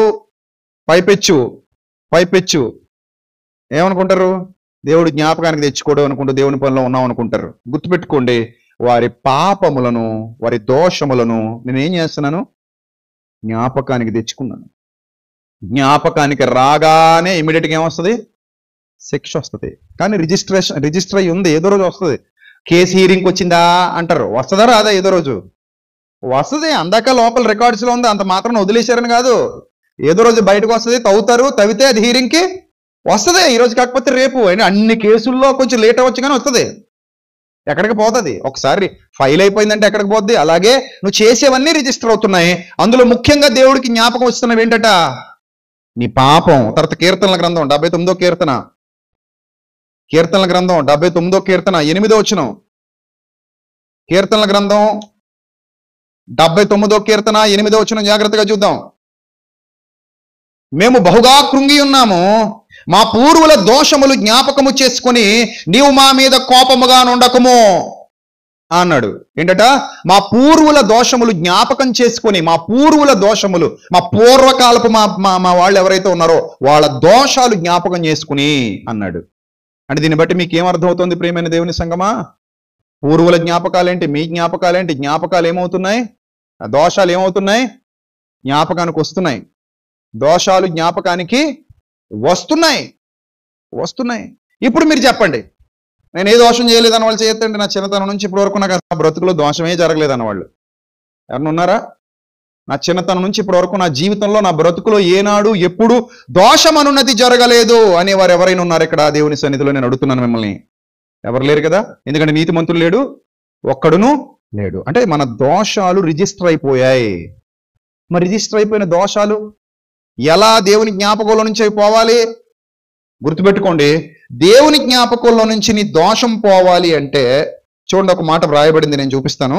యెషయా గ్రంథం 43వ అధ్యాయం. యెషయా గ్రంథం 43వ అధ్యాయం. దేవుని జ్ఞాపకాలలో నుండి నీ దోషం పోవాలి, అదంత ఈజీ కాదు. దానికి మందు ఏంటో చెప్తున్నాడు ఇక్కడ చూడండి. యెషయా గ్రంథం 43వ అధ్యాయము 24. నా నిమిత్తము సువాసన గల లవంగపు చెక్కను నీవు రోకలిచ్చి కొనలేదు, నీ బలి పశువుల క్రొవ్వు చేత నన్ను తృప్తిపరచలేదు, సరే కదా. నీ పాపముల చేత నన్ను విసిగించితివి, నీ దోషముల చేత నన్ను ఆయాస పెట్టితివి. నీ పాపముల చేత నన్ను విసిగించితివి, నీ దోషముల చేత నన్ను ఏం చేసితివి? ఆయాస పెట్టితివి. ఏమండి? రైట్. ఇప్పుడు చూడండి ఏం రాయబడిందో. నేనే నా చిత్తానుసారముగా నీ అతిక్రమములను తుడిచివేయుచున్నాను, నేను నీ పాపములను జ్ఞాపకం చేసుకోనను. ఎప్పుడు ప్రభువా? ఎప్పుడు? ఎంత విసిగించాను కదా, ఎంత బాధ పెట్టాను కదా, నిన్ను ఎంత ఇబ్బంది పెట్టాను కదా, ఇప్పుడు నా పాపాలు జ్ఞాపకం చేసుకోనంటున్నావు, ఎప్పుడు జ్ఞాపకం చేసుకోకుండా ఉంటావు అని అంటే అంటున్నాడు, నీ పాపాన్ని ఆయన జ్ఞాపకం చేసుకోకూడదు అంటే నీ హృదయంలో ముందు పశ్చాత్తాపం అనే మందు పుట్టాలి. ఏం పుట్టాలి? పశ్చాత్తాపం అనే మందు నీ హృదయంలో పుట్టాలి. నువ్వు పశ్చాత్తాపంతో ప్రభు సన్నిధిలో మారు మనస్సు పొందాలి. అదొక్కటే మెడిసిన్. ముందు ఆ స్టెప్ తీసుకో, ఇమ్మీడియట్ గా స్టెప్ తీసుకో.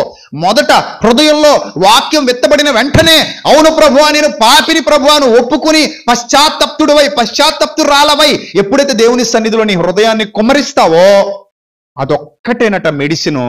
వెంటనే నీ పాప క్షమాపణ అక్కడ ఆరంభమవుతుంది. స్టార్ట్ అయింది పాయింట్. ఆ పాయింట్ దగ్గర స్టార్ట్ అయింది నీ పాప క్షమాపణ. ఎప్పుడైతే నువ్వు మారు మనస్సు పొంది ప్రభు మాటలని చెవిన పెట్టి క్రీస్తు ద్వారా శుద్ధీకరించబడతావో, క్రీస్తు ద్వారా నీ ప్రతి పాపము ఎప్పుడైతే కడగబడుతోందో ఆయన జ్ఞాపకాలలో నుండి వాటిని ఏం చేస్తున్నాడట? తుడిచేస్తున్నాడట. ఆయన జ్ఞాపకాలలో నుండి వాటిని ఏం చేస్తున్నాడు? తుడిచేస్తున్నాడు. మీరు కూడా మీ ఇంట్లో రకరకాల గొడవలు పెట్టుకుంటూ ఉంటారు. మీ ఆయనకి నీకు సమస్య వచ్చి ఉండొచ్చు ఎప్పుడో, నీ భార్యకి నీకు సమస్య వచ్చి ఉండొచ్చు ఎప్పుడో కదా, లేదా నీ పిల్లలకు నీకు ఏదో సమస్య ఎప్పుడో వచ్చి ఉండొచ్చు. ఇలా పలు విధాలైన సమస్యలు ఎప్పుడెప్పుడు మీకు వచ్చాయో, ఏ విధంగా మీకు వచ్చాయో తెలియదు కానీ వచ్చి ఉండొచ్చు. ఆ సమస్యలు ఎప్పటికీ ఉన్నాయా? ఎప్పటికీ ఉంటాయా? కొన్నాళ్ళకు మీరు వాటిని ఏం చేస్తారు? మర్చిపోతారు. కలిసి మాట్లాడుకున్నప్పుడు, క్షమాపణలు చెప్పేసుకున్నప్పుడు, ఒకరి చేతులు ఒకరు పట్టుకుని సారీ తప్పైపోయింది అని భార్యాభర్తలతో గొడవ పెట్టుకుని అమ్మగారింటికి వెళ్ళిపోయిన వాళ్ళు ఉంటారు, గొడవ పెట్టుకుని భార్యని పుట్టింటికి పంపించేసిన వాళ్ళు ఉంటారు. ఆ తర్వాత పిల్లలిద్దరూ తల్లిదండ్రులకు దూరం అయిపోయిన వాళ్ళు ఉంటారు, లేదా తల్లిదండ్రులు పిల్లలకు దూరం అయిపోయిన వాళ్ళు ఉంటారు, కుటుంబ సభ్యుల్లో గొడవలు పెట్టుకున్న వాళ్ళు ఉంటారు, కొన్నాళ్ళు మాట్లాడుకోవటం మానేసిన వాళ్ళు ఉంటారు. అందుకే అంటుంటారు అప్పుడప్పుడు, వాళ్ళకి మాకు మాటలు లేవండి, నోటికి జిప్పేసేసాం అంటుంటారు. మరి వీళ్ళందరూ కూడా కొన్నాళ్ళకి ఏమైపోతారు చెప్పండి? ఏమైపోతారు? కలిసిపోతారు. కలిసిపోయిన తర్వాత ఆ పాతవన్నీ ఏమైపోయాయి? మళ్ళీ కలిసిపోయిన తర్వాత పాతవన్నీ ఏమైపోయాయి? తుడిచివేయబడ్డాయి, కొట్టుపోయాయి, మైండ్లోంచి పోయాయి, అవన్నీ మైండ్లోంచి పోయాయి. మళ్ళీ ఆప్యాయంగా ఒకళ్ళొకళ్ళు హత్తుకుంటారు, మళ్ళీ ఒకళ్ళొకళ్ళు కౌగులించుకుంటారు, మళ్ళీ ఒకళ్ళొకళ్ళు తినిపించుకుంటారు, మళ్ళీ ఒకళ్ళొకళ్ళు పెట్టుకుంటారు, ఇచ్చుకుంటారు, పుచ్చుకుంటారు. ఇవన్నీ కామన్ గా జరిగిపోతా ఉంటాయి. ఎందుకు ఇవన్నీ కామన్ గా జరిగిపోతున్నాయి అంటే, ఆ గతం అంతా ఏమైందమ్మా చెప్పండి? ఏమైంది? తుడిచివేయబడింది. అర్థమైందా? దేవుడు కూడా గుర్తుపెట్టుకో, నువ్వు ఒక్కసారి మారు మనసు పొంది పశ్చాత్తాపంతో ప్రభువా తప్పైపోయింది ప్రభువా అని ఎప్పుడైతే నిజంగా ఆయన సన్నిధికి వెళ్తావో, నిజంగా ఆయన సన్నిధికి వచ్చి కూర్చుంటావో, నిజంగా ఆయన సన్నిధిలో నిలబడతావో, తప్పైపోయింది ప్రభువా, ప్లీజ్ ప్రభువా, మన్నించు ప్రభువా అన్న మాట నిజంగా ప్రేమామయుడు, దయామయుడు, కృపామయుడు ఇక మరలా నీ జీవితంలో నువ్వు ఎప్పుడైతే మారిపోయావో, నువ్వు ఎప్పుడైతే మారు మనస్సు పొందేశావో, నువ్వు ఎప్పుడైతే రక్షణలోనికి వచ్చేసావో, ఆ రోజే నీ ప్రతి పాపము ఏమైపోయిందట? తుడిచివేయబడింది. అందుకే అన్నాడు, మీ పాపములు రక్తము వలె ఎర్రనివైనను అవి హిమము వలె ఏమవుతాయి? తెల్లవవుతాయి. ఎస్, నేను తుడిచేస్తాను, నీకు మళ్ళీ గుర్తుపెట్టుకోను. ఇంకా మనుష్యులైనా గుర్తుపెట్టుకుంటారేమో. ఏదైనా సమస్య వచ్చినప్పుడు 10 ఏళ్ల క్రిందట ఇలా చేసావు కదా, 20 ఏళ్ల క్రిందట అలాగ అన్నావు కదా, అప్పుడు మీ అమ్మ ఏముందో తెలుసా, అప్పుడు మీ నాన్న ఏమన్నాడో తెలుసా, అప్పుడు మీ తమ్ముడు ఏం చేశాడో తెలుసా, మీ అక్క ఏం చేసిందో తెలుసా? ఈ చెత్త అంతా మళ్ళీ తవ్వండి, లోతుకు తవ్వండి, ఇంకా తవ్వండి, పెంట చేసేయండి. మనుషుల నైజం ఇది. ఎప్పుడో అయిపోయినాయి కూడా ఏం చేస్తుంటారు? తవ్వుతుంటారు. కానీ దేవుడు తవ్వేవాడు కాదు, కప్పెట్టేసేవాడు. ఒక్కసారి ఆయన కప్పెట్టేసాడంటే ఇక మరలా తవ్వటాలు ఉండవు. అందుకే మన పాపములైన జ్ఞాపకానికి తెచ్చుకోడట, మనం కూడా జ్ఞాపకానికి తెచ్చుకోవాల్సిన అవసరత లేదు. ఎందుకంటే మారు మనస్సుతో పాపం కప్పివేయబడింది, పశ్చాత్తాపంలో పాపం కొట్టుకుపోయింది. అర్థమైందా?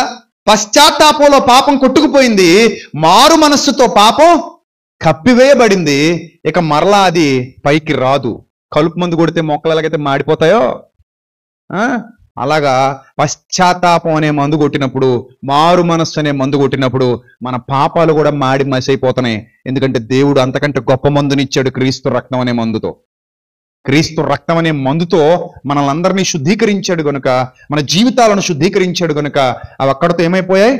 తొలగించబడ్డాయి. ఇక ఎన్నడూ నీ పాపములను జ్ఞాపకం చేసుకొనను. అదే యెషయా గ్రంథం 65వ అధ్యాయము, అదే యెషయా గ్రంథం 65వ అధ్యాయము 17వ వచనం చూద్దాం. అదే యెషయా గ్రంథం 65వ అధ్యాయము 17వ వచనం జాగ్రత్త చదవండి. ఎంత బాగుంటుంది ఈ మాట, చాలా అద్భుతమైన మాట. ఇదిగో నేను క్రొత్త ఆకాశమును క్రొత్త భూమిని సృజించుచున్నాను, మునుపటివి మరువబడును, జ్ఞాపకమునకు రావు. మునుపటివి ఏమవును? మరువబడును, జ్ఞాపకమునకు రావు. నేను సృజించుచున్న దాని గురించి మీరు ఎల్లప్పుడూ హర్షించి ఆనందించుడి. ఎంత అద్భుతమైన లోతైన సందర్భం రాయబడిందంటే, క్రొత్త ఆకాశం క్రొత్త భూమి సృష్టించబోతున్నాడట. అంటే రూపకాలంకారంలో చెప్తున్నాడు, సంఘాన్ని స్థాపించబోతున్నాను త్వరలో. పాతవేవి ఇక జ్ఞాపకానికి రావు. నిత్య జీవాన్ని ఇవ్వబోతున్నాను మీకు. పాతవేవి జ్ఞాపకానికి రావు. అన్ని పోతాయి. చూడండి, ఇద్దరు గొడవ పెట్టుకుని కలిసినప్పుడు ఎలా ఉంటుంది చెప్పండి? ఆ రోజు ఎంత ఆనందంగా ఉంటుంది. ఆ రోజు ఎంత తేలిగ్గా ఉంటుంది, ఆ రోజు ఎంత ప్రశాంతంగా ఉంటుంది. అంతెందుకు, మీ భార్యాభర్తలే గొడవలు పెట్టుకుని ఉండొచ్చు ఇక్కడ చాలా మంది. ఎప్పుడైనా పెట్టుకుని ఉండొచ్చు కదా, మీరు ఏ చేతులు ఎత్తొద్దులేండి అనవసరంగా, మనకెందుకు ఇప్పుడు అది. సో పెట్టుకుని ఉండొచ్చు. ఇప్పుడు అలా పెట్టుకున్నోళ్ళు తర్వాత కలిసిపోయిన రోజు ఎలా ఉంటుంది చెప్పండి? చాలా హ్యాపీగా ఉంటుంది. అమ్మయ్యా ఈ రోజుతో దరిద్రం వదిలిపోయింది, రేపు చూసుకుందామా, మళ్ళీ రేపు. అంతేనా? అలాంటి వాళ్ళకి హ్యాపీనెస్ ఉండదు సుమా. ఈ రోజుతో వదిలిపోయింది, మళ్ళీ రేపటితో వదిలిపోయింది, మళ్ళీ ఎల్లుండి ఇంకా చండాలం అది. అది కాదు, ఈ రోజు ఏదో అయిపోయింది, గొడవలు పడ్డాం, మళ్ళీ ఏమైపోయాం, కలిసిపోయాం, ఆ చెత్త అంతా వదిలించేసుకున్నాం, ఇంకెప్పుడు ఇలాంటివి జరగకూడదే అని ఇద్దరు మాట్లాడుకున్నారట చేయి పట్టుకొని. ఏమేవు ఇంకెప్పుడు ఇలాంటివి జరగొద్దే, ఏమండి ఇంకెప్పుడు మళ్ళీ ఇలాంటివి జరగకూడదండో, రిపీట్ అవ్వకూడదండో, ఇంకెక్కడితో ఇలాంటివి క్లోజ్ అయిపోవాలండో. ఎందుకండి మనకున్న చిన్న జీవితం, మీరు ముందు పోతారో తెలీదు, నేను ముందు పోతానో తెలీదు. ఈ మాత్రం జీవితానికి కలిసి బతుకుదామని నిబంధన చేసుకున్నప్పుడు మనకి నన్ను ఎందుకండి వేధిస్తారు మీరు, నన్ను ఎందుకమ్మా వేధిస్తావు నువ్వు, ఈ వేదన శోధన అవసరమా అని మాట్లాడుకుని వాళ్ళిద్దరూ గతం అనుకుని దాన్ని చెరిపేసుకుని కలిసిపోయారు, ఆనందంగా హ్యాపీగా బతుకుతున్నారట. ఇప్పుడు సంతోషంగా ఆనందంగా ఉన్నారట, ప్రశాంతంగా బ్రతుకుతున్నారట, తప్పులు దిద్దుకున్నారట. బాగుంది కదా జీవితం. దేవుడు కూడా అంతే. ప్రియమైన దేవుని సంగమా, నువ్వు మారు మనసు పొంది పశ్చాత్తాపం చెంది ప్రభువులో నీ ప్రతి పాపాన్ని కడిగేసుకున్నప్పుడు, నీ ప్రతి పాపం ప్రభు రక్తంలో కడగబడినప్పుడు మరి ఎన్నడూ నీ దోషములు జ్ఞాపకమునకు రావు. అవన్నీ మరువబడి ఉన్నవి, పాతవి మరువబడి ఉన్నవి, పాతవి గతించెను, ఇదిగో సమస్తము క్రొత్తవాయను. అందుకే నీ జన్మను కూడా ఏమన్నాడు తెలుసా? బాప్తిస్మంతోనే నీ దినాలు లెక్కించబడటం మొదలయ్యా అంటాడు. ఎంత బాగుంటుందండి ఆ మాట, ఆనందంగా అనిపిస్తుంది. అరే నాయన, ఇక మీదట నీ లెక్కలన్నీ ఎప్పటి నుంచి మొదలవుతున్నాయి? బాప్తిస్మం నుంచి మొదలవుతున్నాయి. బాప్తిస్మానికి ముందు ఒక లెక్క, బాప్తిస్మం తర్వాత ఒక లెక్క, దేవుని లెక్క. అందుకని ఏ రోజైతే నువ్వు బాప్తిస్మం పొందుతున్నావో ఆ రోజు నుంచి ఫ్రెష్గా మళ్ళీ స్టార్ట్ అవుతుంది కొత్త అకౌంట్. ఆ పాత అకౌంట్ మొత్తం ఏమైపోయింది? డిలీట్ అయిపోయింది. ఇంకా అది దాంతో సంబంధం లేదు మనకి, అది నీకు దానికి సంబంధం లేదు, వదిలే, అయిపోయింది. ఇది కొత్త అకౌంట్. ఈ క్రొత్త అకౌంట్లోనే నీ గురించి వ్రాయబడుతుంది, ఈ క్రొత్త అకౌంట్లోనే నీ విషయాలన్నీ డిసైడ్ అవుతాయి. అందుకే పాతవి గతించెను, ఇదిగో సమస్తము కొత్తవాయే. ఇక్కడ నుంచి నీ సత్క్రియలు వస్తాయట జ్ఞాపకాలలోనికి, నీ ధర్మకార్యాలు వస్తాయి జ్ఞాపకాలలోనికి. నువ్వు పడిన పాట్లు, నువ్వు పడిన కష్టాలు, నువ్వు పడిన శ్రమలు, నువ్వు అనుభవించే నిందలు అన్ని జ్ఞాపకాల్లోకి వస్తాయి. దేవుడు ఏవేవి జ్ఞాపకం పెట్టుకుంటాడు, ఏ విషయాల్లో మనల్ని ప్రోత్సహిస్తాడు, ఏ విషయాల్లో మనల్ని పొగుడుతాడు. నిజంగా గ్రంథాన్ని జాగ్రత్తగా అబ్జర్వ్ చేస్తుంటే ఎన్ని మంచి విషయాలు గ్రంథంలో రాయబడ్డాయంటే ఒకసారి చూద్దాం. ఇక మీదట పాపాలు జ్ఞాపకంలో ఉంటాయి, గుర్తుపెట్టుకోండి. పాపాలు దేవుని జ్ఞాపకాల్లో ఉంటాయి. మారు మనస్సు పొందితే మారు మనస్సు మాత్రమే జ్ఞాపకంలో ఉంటుంది. పాపాలన్నీ ఏమవుతాయి? మరోబడతాయి. ఇప్పటివరకు మనం తెలుసుకున్నాం. ఇక మారు మనస్సు పొందిన తర్వాత, ఇప్పుడు మీరందరూ మారు మనస్సు పొందిన బిడ్డలు, రక్షణలోకి వచ్చారు మీరందరూ. మన సంఘంలో ఉన్న 100 మంది 1000 మంది రక్షణలోనికి వచ్చిన పిల్లలు వీళ్ళందరూ కూడా రక్షణానందాన్ని అనుభవిస్తున్న వాళ్ళు, రక్షణానందంలో రక్షణ సంతోషంలో ఉన్నవారు. కనుక దేవుని మార్గంలో నడుస్తున్నటువంటి మీరందరూ కూడా, దేవుని యందు భయభక్తులు నిలిపి దేవుని సన్నిధికి వస్తున్నటువంటి మీరందరూ కూడా పరిశుద్ధాత్మ ప్రభావము చేత, సత్యవాక్యము చేత, స్వచ్ఛమైన కల్తీ లేని సత్యవాక్యము చేత మీ హృదయాలను తృప్తిపరుచుకుంటూ దేవునిలో వర్ధిల్లుతున్న కుటుంబాలు మీవి. కాబట్టి మీ గతాలు దేవుడు జ్ఞాపకానికి తెచ్చుకోడు, కానీ మీ వర్తమానాన్ని మాత్రం దేవుడు ఎప్పుడు జ్ఞాపకం పెట్టుకుంటూ ఉంటాడు. ఏవి జ్ఞాపకాలు ఉంటాయి చూడండి. ఒకసారి నెహెమ్యా భక్తుడు ఒక ప్రార్థన చేస్తున్నాడని దేవుని సన్నిధిలో. ఎందుకంటే నెహెమ్యా అనే భక్తుడు చాలా కష్టపడ్డాడు దేవుని కొరకు. ఆయన యెరూషలేము నిర్మాణం కొరకు పాటుపడ్డవాడు. నెహెమ్యా గ్రంథం చదువుతున్నప్పుడు అతను ఎన్ని కష్టాలు పడ్డాడో, ఎన్ని శ్రమలు పడ్డాడో, ఎంత వేదన అనుభవించాడో మనకి చాలా క్లియర్ గా అక్కడ కనబడుతుంది. నెహెమ్యా గ్రంథం 13వ అధ్యాయము 14వ వచనంలో వ్రాయబడిన మాట జాగ్రత్తగా చూడండి. నా దేవా, ఈ విషయములో నన్ను జ్ఞాపకం ఉంచుకొని ప్రార్థిస్తున్నాడు. నా దేవా, నువ్వు జ్ఞాపకం పెట్టుకుంటావు, నేనేం చేశానో అది నాకు తెలుసు కాబట్టి, నువ్వు జ్ఞాపకం పెట్టుకుంటావన్న విషయం నాకు తెలుసు కాబట్టి, నా దేవా, ఈ విషయములో నన్ను జ్ఞాపకం ఉంచుకొని నా దేవుని మందిరమునకు దాని ఆచారముల జరుగుబాటుకు, నా దేవుని మందిరమునకు దాని ఆచారముల జరుగుబాటుకు నేను చేసిన ఉపకారములను మరువకుండుము అన్నాడు. నిజమే కదా? దేవుని సన్నిధి అలా నిలబడిందంటే ఆ రోజుల్లో ఇశ్రాయేలీలు కనీసం ఆ మాత్రపు భక్తినైనా ప్రదర్శించారంటే, గోడలు కట్టడానికి ప్రాణాలకు తెగించి నిలబడ్డారంటే, వాళ్ళ కష్టార్జితాన్ని ఖర్చు చేశారంటే దానికి కారణం నెహెమియా భక్తుడు. వాళ్ళందరినీ మోటివేట్ చేసి నిలబెట్టాడు, ఏడ్చాడు, కన్నీరు గార్చాడు, కన్నీటి ప్రార్థనలు చేశాడు వాళ్ళ కోసం. అలా ఇశ్రాయేలీలందరినీ భక్తిలో నడపడానికి, భక్తి జీవితంలో నిలబెట్టడానికి వాళ్ళని ఖండించాడు, గద్దించాడు, బుద్ధి చెప్పాడు, సమర్థుడైన నాయకుడిగా వ్యవహరించాడు, సమర్థవంతమైన నాయకత్వాన్ని కలిగి ఉన్నాడు. చాలా కష్టపడ్డాడు, చాలా పాటలు పడ్డాడు, తనకున్నదంతా ఖర్చు పెట్టేశాడు, రాజుల్ని బ్రతిమలాడుకున్నాడు, ప్రాధేయపడ్డాడు. అందుకే చివరిలో అంటున్నాడు, అయ్యా నేను దేవుని మందిరపు జరుగుబాటుకి, మందిర నిర్మాణానికి లేదా మందిర జరుగుబాటుకి, గోడల నిర్మాణానికి, అక్కడ పనులు జరగడానికి నేను ఎంత కష్టపడ్డానో, నేను ఎంత శ్రమ పడ్డానో, నేను ఎన్ని పాటలు పడ్డానో నా జీవితంలో. తన జీవితంలో చాలా కాలం అక్కడే ఖర్చు పెట్టబడింది, తన జీవితంలో చాలా విలువైన సమయం అక్కడే ఖర్చు పెట్టబడింది. అందుకే నెహెమ్యా అనగానే దేవుని జ్ఞాపకాల్లో ఏముంటాయి? యెరూషలేము కొరకు, మందిర నిర్మాణం కొరకు, గోడల నిర్మాణం కొరకు ఆయన పడ్డ కష్టాలు, కన్నీళ్లు, శ్రమలు, ఇరుకులు, ఇబ్బందులు, దేవుని పరిచర్యలో ఏ విధంగా వాడబడ్డాడు. అతని పాపాలు గుర్తులేవు దేవుడికి. నెహెమ్యా ఏం పాపాలు చేశాడు, నెహెమ్యా గతంలో ఎలాంటి పాపపు క్రియలు చేశాడు, అవేవి దేవుని జ్ఞాపకాల్లో లేవట. మరి ఏమున్నాయట ఇప్పుడు దేవుని జ్ఞాపకాల్లో? నెహెమ్యా చేసిన ఉపకారాలు, నా దేవుని మందిరమునకు, దాని ఆచారముల జరుగుబాటుకు నేను చేసిన ఉపకారములను మరువకుండుము అన్నాడు భక్తుడు. అంటే దేవుడి జ్ఞాపకాలలోనికి అతడు పడ్డ కష్టం పోయింది, అతడు పడ్డ శ్రమ వెళ్ళిపోయింది. అందుకే నేను ఎప్పుడు నెత్తి నోరు బాదుకుని చెప్తా ఉంటాను, అరే నాయన, మీ బ్రతుకులో దేవుని కొరకు పని చేయండి, దేవుని కొరకు కష్టపడండి, దేవుని పనిలో శ్రమ పడండి, సువార్తకు సహకరించండి, వెళ్ళండి సువార్తకి.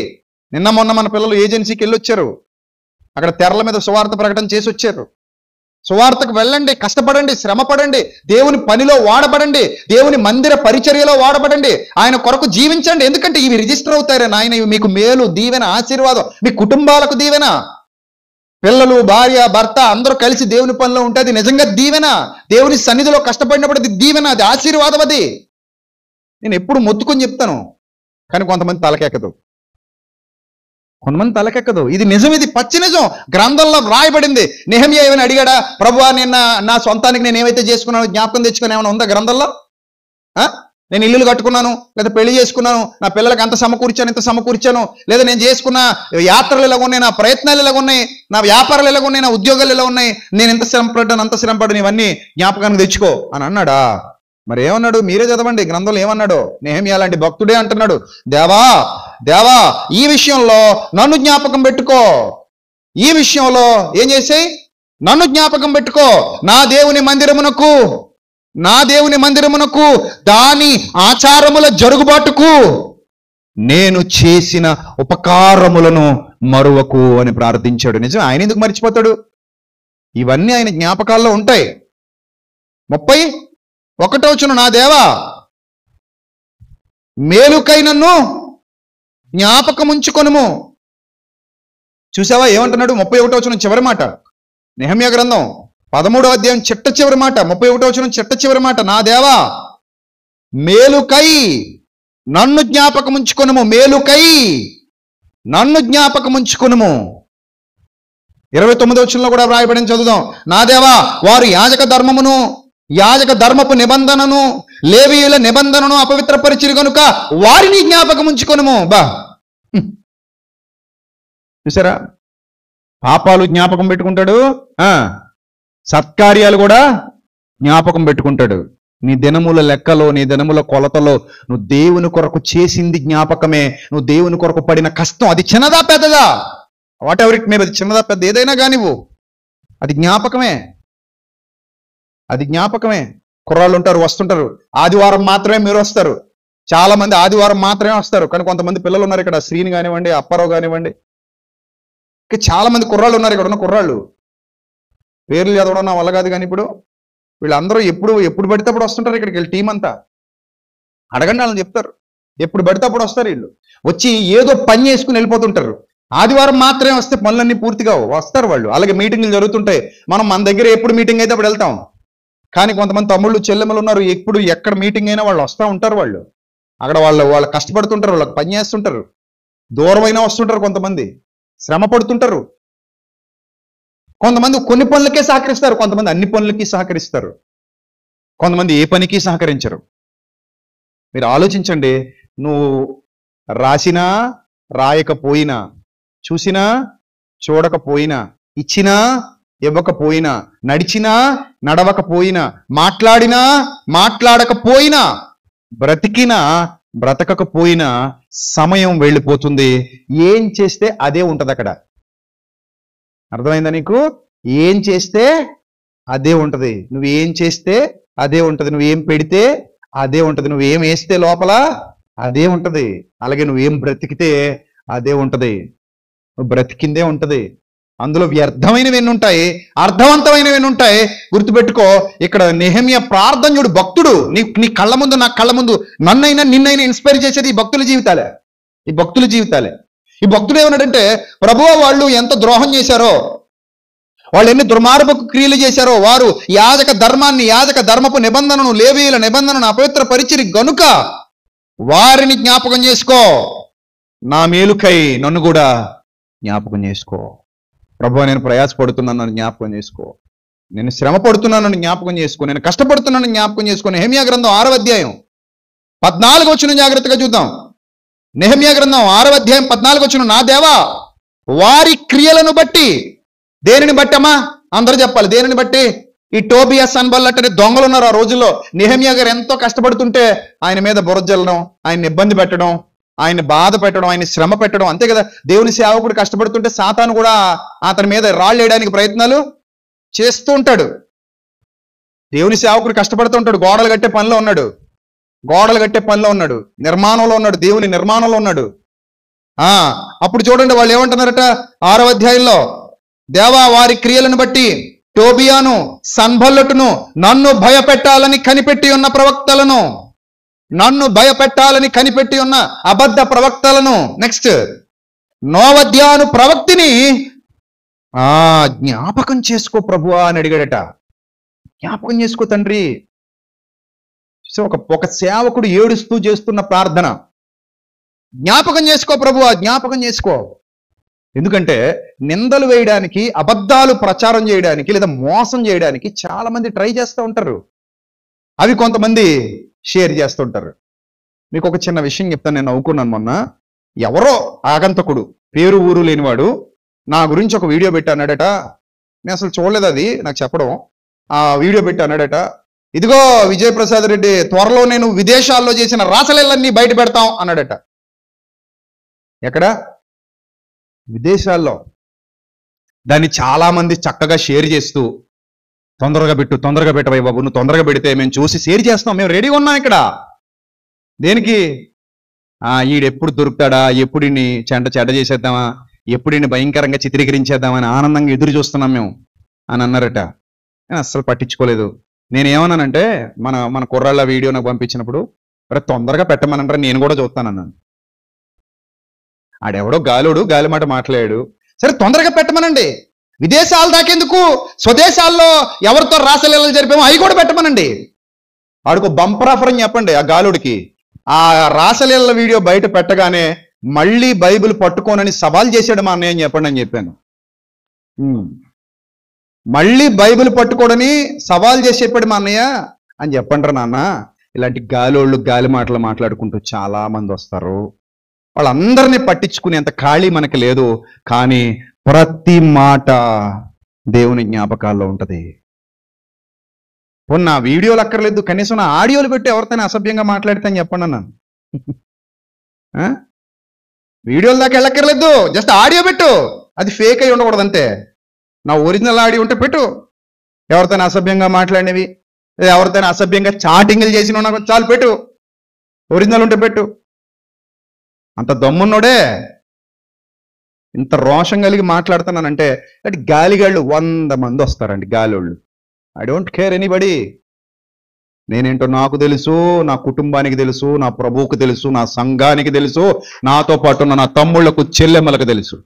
ఎవడో గాలోడు గాలి వీడియో పెడితే కింద ఇతను విదేశాల్లో రాసలీలట, తొందరగా పెట్టండి, నేను కూడా చూస్తాను, నా ఛానల్లో అప్లోడ్ చేసుకుంటాను, పెట్టండి రా నాయన, నా ఛానల్లో కూడా అప్లోడ్ చేస్తాను. రాసలీల వీడియో తొందరగా పెడితే నా ఛానల్లో కూడా అప్లోడ్ చేస్తాను. సో కాబట్టి ఈ నెహెమ్యా గారి మీద ఎన్ని నిందలు, ఎన్ని అబద్ధపు మాటలు, ఎన్ని అబద్ధపు ప్రచారాలు, ఎన్ని దుష్ట ప్రచారాలు. ఎందుకంటే నెహెమ్యా నచ్చట్లేదు వాళ్ళకి. నిజంగా గుర్తుపెట్టుకోండి, సత్యం ప్రకటించేవాడు అసత్యం ప్రకటించే వాళ్ళకి నచ్చడు. నిజం. సత్యం ప్రకటించేవాడు అసత్యం ప్రకటించే వాళ్ళకి నచ్చడు. ఈరోజు చూడండి, ఇన్ని వందల మంది మనం ఎప్పుడైనా మీ ఇంటికి వచ్చి పిలిచామా? లేదు. సత్యం కోసం ఇంత వందల మంది ఎగబడి వస్తున్నారు ఇక్కడికి. ఖాళీ ఉండట్లేదు మనకు. ఇంక నేను చెప్తున్నాను కదా, ఇంకొక సెమినార్ అయిన తర్వాత ఈ చర్చ సరిపోదు మనకి. ఏం చేయాలా అని ఆలోచిస్తున్నాను ఇప్పటికే. నిజం. సెమినార్ అయిన తర్వాత ఈ అరెకరం ఉన్నా కానీ సరిపోదు. ఇంక ఇది కింద కూర్చోబెట్టాలి చాలా మందిని. ముందు నుంచి కింద కూర్చోబెట్టి వెనక మళ్ళీ మనం ఏ బాల్కనీ వేసి పెద్దగా చేయాలి దీన్ని. ఇప్పుడు ఉన్నదానికే మనకి ఇంకా ఏ పనులు పూర్తయి సావలేదు. మన దగ్గర అంత సామర్థ్యం లేదు ఇంకా. సో కానీ దేవుడు అనేక మందిని నడిపిస్తున్నాడు ఇక్కడికి. అనేక మంది వస్తున్నారు, అనేక ప్రాంతాల నుండి వస్తున్నారు సత్యవాక్యాన్ని వినడానికి. ఇంకా నయం, మండపేట రాజమండ్రి బాగానే విడగొట్టాం. రాజమండ్రి మండపేటకొని తీసుకొచ్చి ఇక్కడ కూర్చోబెట్టి ఉండుంటే ఇంకా అసలు ఇక్కడ ఎక్కడ చూడడానికి కూడా ఖాళీ ఉండదన్నమాట. ప్రస్తుతానికి మనకి పార్కింగ్ కూడా లేదు. ఆ రోడ్డు మీద పెట్టుకోవాలి. కొంతమంది బళ్ళు ఏమైనా దొంగతనాలు జరుగుతాయని భయపడుతున్నారు. అందుకే చైన్లు వేసేయండి బైకులకి. చైన్ తాళం కప్పలు ఉంటాయి చూసారు ఎప్పుడైనా? చక్కరలోంచి పెట్టేసి బయటికి ఒక వైర్లా వస్తుంది, దానికి వేస్తారు తాళం. అవి కొనుక్కోండి అందరూ. ఇంటి దగ్గర ఉపయోగపడతాయి, ఇలా బయటకు వచ్చినప్పుడు ఉపయోగపడతాయి. ఓన్లీ ఇగ్నిషన్ అంటే అదేం పని చేయదు, ఒక తందంతే ఊడిపోతుంది. సో దేవుడు అనేక మందిని నడిపిస్తున్నాడు సత్యంలోని. కంటే దాని అర్థం ఏంటంటే ఇక్కడ నెహెమ్యా గారు చెప్తున్నాడు, వాళ్ళు చేసిన దానిని ఏం చేసుకో ప్రభువా, జ్ఞాపకం తెచ్చుకో. వాడు చేసింది జ్ఞాపకం తెచ్చుకో. దేవుని జ్ఞాపకాలలో మంచి ఉంటుంది, చెడ్డ ఉంటుంది. నెహెమ్యా పడిన కష్టం ఎంత ఘనత ఉంటుందో నెహెమ్యాకి ఎప్పటికీ. ఆ గోడలు లేవు ఇప్పటికి. నా విచిత్రం, నేను యెరూషలేము వెళ్ళినప్పుడల్లా అనుకుంటాను, యెరూషలేము వచ్చాం కానీ ఇక్కడ ఏమి లేవు, నెహెమ్యా గారు కట్టినవి లేవు. ఆ తర్వాత మళ్ళీ కూల్చేస్తే మళ్ళీ వేరే వాళ్ళు కట్టారు. నెహెమ్యా గారు కట్టినవి మళ్ళీ కూలిపోని.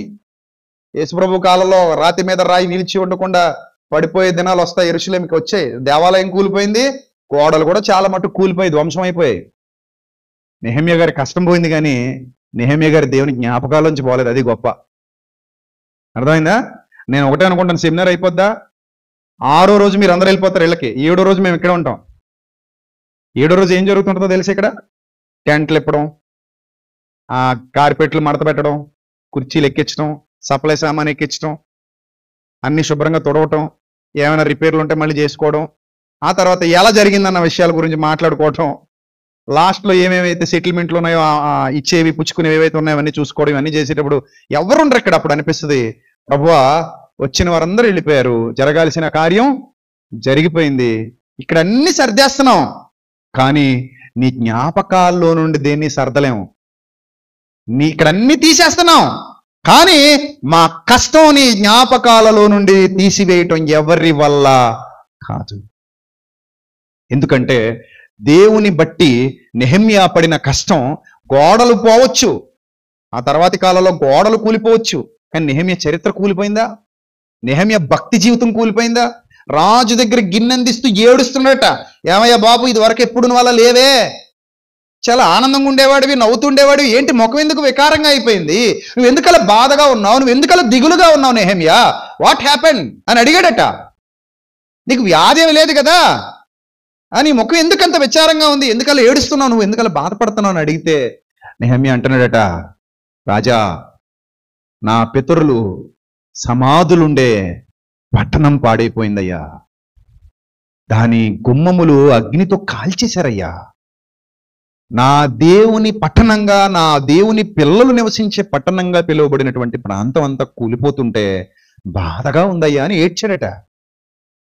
అందుకే మొరపెట్టాడు దేవుని సన్నిధిలో, నా దేవా నేనున్నాను ప్రభువా, నన్ను వాడుకు. ఒక మనిషి ముందుకొస్తే అంత గొప్ప కార్యం జరిగింది. ఎక్కడైనా సరే అడుగు ఒకడేస్తాడు, వాడి వెనక మరో 100 మందిని దేవుడు ప్రోత్సహించి నడిపిస్తాడు. ఒకడు అడుగేస్తేనే 100 మంది ముందుకు వస్తారు, ఒకడు అడుగేయకపోతే ఆ 100 మంది కూడా ముందుకి రారు. ఆ ఒకడే నెహెమ్యా ముందుకొచ్చాడు. దేవుని జ్ఞాపకాలలో స్థిరంగా నిలిచిపోయాడు, శాశ్వతంగా నిలిచిపోయాడు. మనం పోవచ్చు, మనం చేసిన పనులు ఆయన దృష్టిలో నుంచి పోవు. నా సంచారాలు నీవు లెక్కించావన్నాడు. కీర్తనల గ్రంథం 56వ కీర్తన 8వ వచనం ఒకసారి చూడండి. 56వ కీర్తన 8వ వచనం, నా సంచారములనగా నా ప్రయాణాలన్నీ కూడా నీ లెక్కలోకి వచ్చాయి. 56వ కీర్తన 8వ వచనం, నా కన్నీళ్లు నీ బుడ్డిలో ఉంచబడ్డాయి. నెహెమ్యా ఏడ్చాడు. నెహెమ్యా ఏడిస్తే నా పని కోసం ఏడుస్తున్నాడు నా బిడ్డని దేవుడు ఆ కన్నీటిని కూడా జ్ఞాపకం పెట్టుకున్నాడట. ఎంత గొప్ప సంగతి, ఎంత గొప్ప సంగతి. నా పని కోసం ఏడుస్తున్నాడు నా బిడ్డ, నా పని కోసం ఏడుస్తున్నాడు, కన్నీరు గారుస్తున్నాడు. నువ్వు ఎప్పుడైనా దేవుని సన్నిధిలో కన్నీరు గార్చి దేవుని పని కొరకు ప్రార్థన చేసావని నేను అడుగుతున్నాను ఈరోజు. నా ప్రియ చెల్లెమ్మ, తమ్ముడు, అక్క, అన్నయ్య చెప్పు.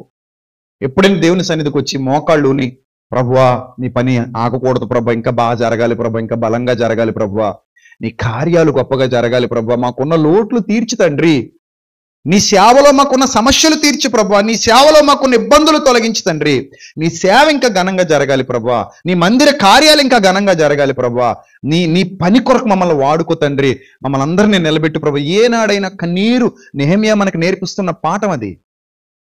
అది ఎంత స్వచ్ఛమైన ప్రార్థన. అది నా కోసం చేసుకునేదా, 10 మంది కోసం చేసేదా? అది అందరూ బాగుండాలని చేసే ప్రార్థన వెంటనే వింటాడు దేవుడు. నేను ఒక్కనే బాగుండాలి ప్రభువా, నా కుటుంబం బాగుండాలి ప్రభువా, నేను నా పిల్లలే బాగుండాలి ప్రభువా, నా జీవితమే బాగుండాలి ప్రభువా, నన్ను హెచ్చించు, నన్ను హెచ్చించు, నన్ను హెచ్చించంటే దేవుడు పట్టించుకోడు. నీ కోసం నువ్వు చేసుకుంటే నిన్ను వల్లే నీ పొరుగువాడిని ప్రేమించు. నువ్వు ఎలాంటి పరిస్థితిలో ఉండాలో ఆలోచించు. నెహెమ్యా ఎందుకు ప్రియుడైపోయాడు? నా సంచారములు నువ్వు లెక్కించావు, నా కన్నీళ్లు నీ బుడ్డిలో దాచబడ్డాయి, అవి నీ కవిలలో కనబడును కదా అన్నాడు. అర్థమైందా? నీ కవిలు అంటే పుస్తకాలు, పుస్తకాన్ని కవిలే అంటారు. అవి నీ కవిలలో కనబడును కదా, రిజిస్టర్ అయ్యాయి కదా, రిజిస్టర్ అయ్యాయి కదా. సో కాబట్టి ప్రియమైన దేవుని సంగమా, ఒకసారి జ్ఞానయుక్తంగా ఆలోచించండి, జ్ఞానయుక్తంగా ఆలోచించండి. మనం ఏమి చేస్తున్నామో అదేమవుతోంది, రిజిస్టర్ అవుతోంది. మనం చేసేది రిజిస్టర్ అవుతోంది. తప్పకుండా మనం చేసే ప్రతిదానికి దేవుడు లెక్క అడుగుతాడు. అది నేనైనా నువ్వైనా, అది ఏ పనైనా సరే. ఒకవేళ తప్పు జరిగిందా నీ జీవితంలో, ఒప్పుకొని విడిచిపెట్టు. ఆ రోజుతో దేవుడు వాటిని మర్చిపోతాడు. జనాలు గుర్తుపెట్టుకున్న డోంట్ కేర్ అని చెప్పు. దావీదు చాలా పెద్ద తప్పే చేశాడు, కానీ దేవుణ్ణి వేడుకుంటున్నాడు, ప్రభువా నా పాపములను జ్ఞాపకం చేసుకోకు ప్రభువా, ప్లీజ్ ప్రభువా, మర్చిపో ప్రభువా అని ప్రాధేయపడి ఏడ్చాడు, ఏడ్చాడు, ఏడ్చాడు. తన పాపానికి ఏ ప్రాయశ్చిత్తం చేసుకోవాలా అని ఆలోచించాడు. అలాంటి సమయంలో దేవుడు అతని పాపాన్ని అక్కడితో మర్చిపోయాడు. మరలా ఎన్నడూ దానిని జ్ఞాపకంలోనికి తెచ్చుకోడు. ఎన్నడూ ఇక అవి జ్ఞాపకాలలోనికి రావు. మర్చిపోయాడు, ఇంక అక్కడితో మర్చిపోయాడు. గుర్తుపెట్టుకోండి ప్రియమైన దేవుని సంగమా, నువ్వు చేసే ప్రతి సత్కార్యం దేవుని దృష్టిలో ఉంటుంది. నువ్వు చేసే ప్రతి పని దేవుని దృష్టిలో ఉంటుంది. నువ్వు ఇప్పుడు నీకు ఎక్కకపోవచ్చుది, కానీ ఏదో రోజు నువ్వు ఆలోచించుకుంటావు. ఇది అర్థమైంది కాబట్టే నిరంతరం మేము దేవుని పని, దేవుని పని, దేవుని పని అంటూ తిరుగుతాం. ఇది అర్థమైంది కాబట్టే. ఇది అర్థం కానివాడు సత్యంలో ఉండడు, సత్యాన్ని ప్రకటించడు, సువార్తకు సహకరించడు, సువార్త కొరకు ముందుకు రాడు, సత్యవాక్య వ్యాప్తి కొరకు ప్రయాసపడడు, దేవుని పని కొరకు కష్టపడడు. అతని చేతులు ఎప్పుడు బలహీనంగానే ఉంటాయి, అతని చేతులు ఎప్పుడు పిసినితనంగానే ఉంటాయి. అతడు లోభానికే చోటిస్తూ ఉంటాడు. ఒక లోబిగా పుడతాడు, అంటే లోబిగా బ్రతుకుతాడు, లోబిగా చచ్చిపోతాడు, అంతే. అర్థమైందా? కాబట్టి ఇంకా ఇంకొన్ని సంగతులు చూద్దాం.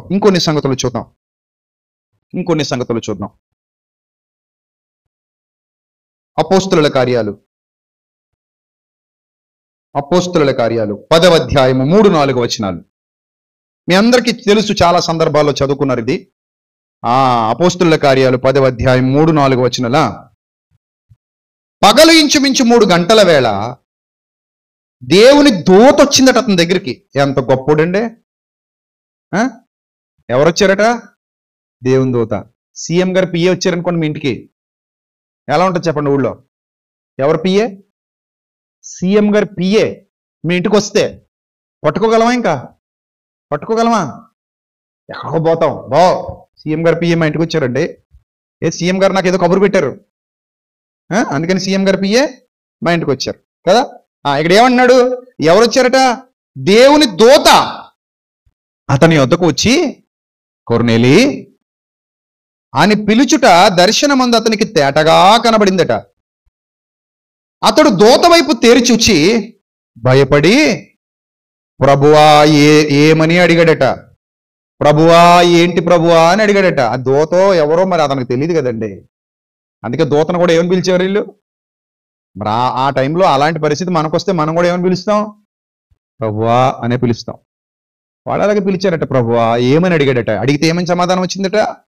అందుకు దూత, నీ ప్రార్థనలు, నీ ధర్మకార్యములు దేవుని సన్నిధికి జ్ఞాపకార్థముగా చేరినవి. Underline that word. ఏమేమి వెళ్తున్నాయమ్మా దేవుని సన్నిధికి జ్ఞాపకంగా? మొదట ఏమెళ్ళి పాపాలు వెళ్ళి. తర్వాత ఏమెళ్ళింది పశ్చాత్తాపం, మారు మనస్సు వెళ్ళింది. తర్వాత ఏం వెళ్తున్నాయి? ఆ తర్వాత మూడోదిగా ఏం వెళ్తున్నాయి?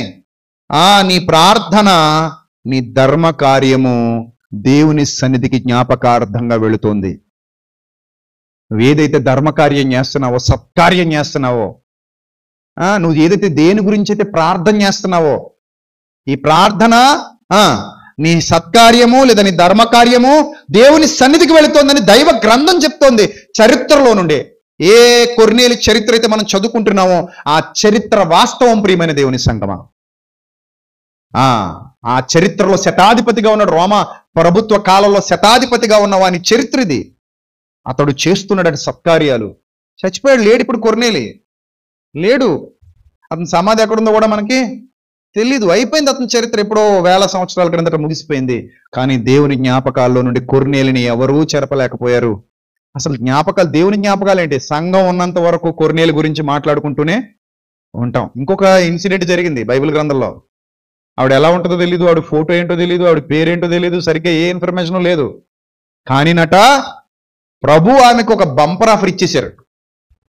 ఎంత మంచి ఆఫర్ ఇచ్చారంటే చూడండి, మత్తయి సువార్త 26వ అధ్యాయము.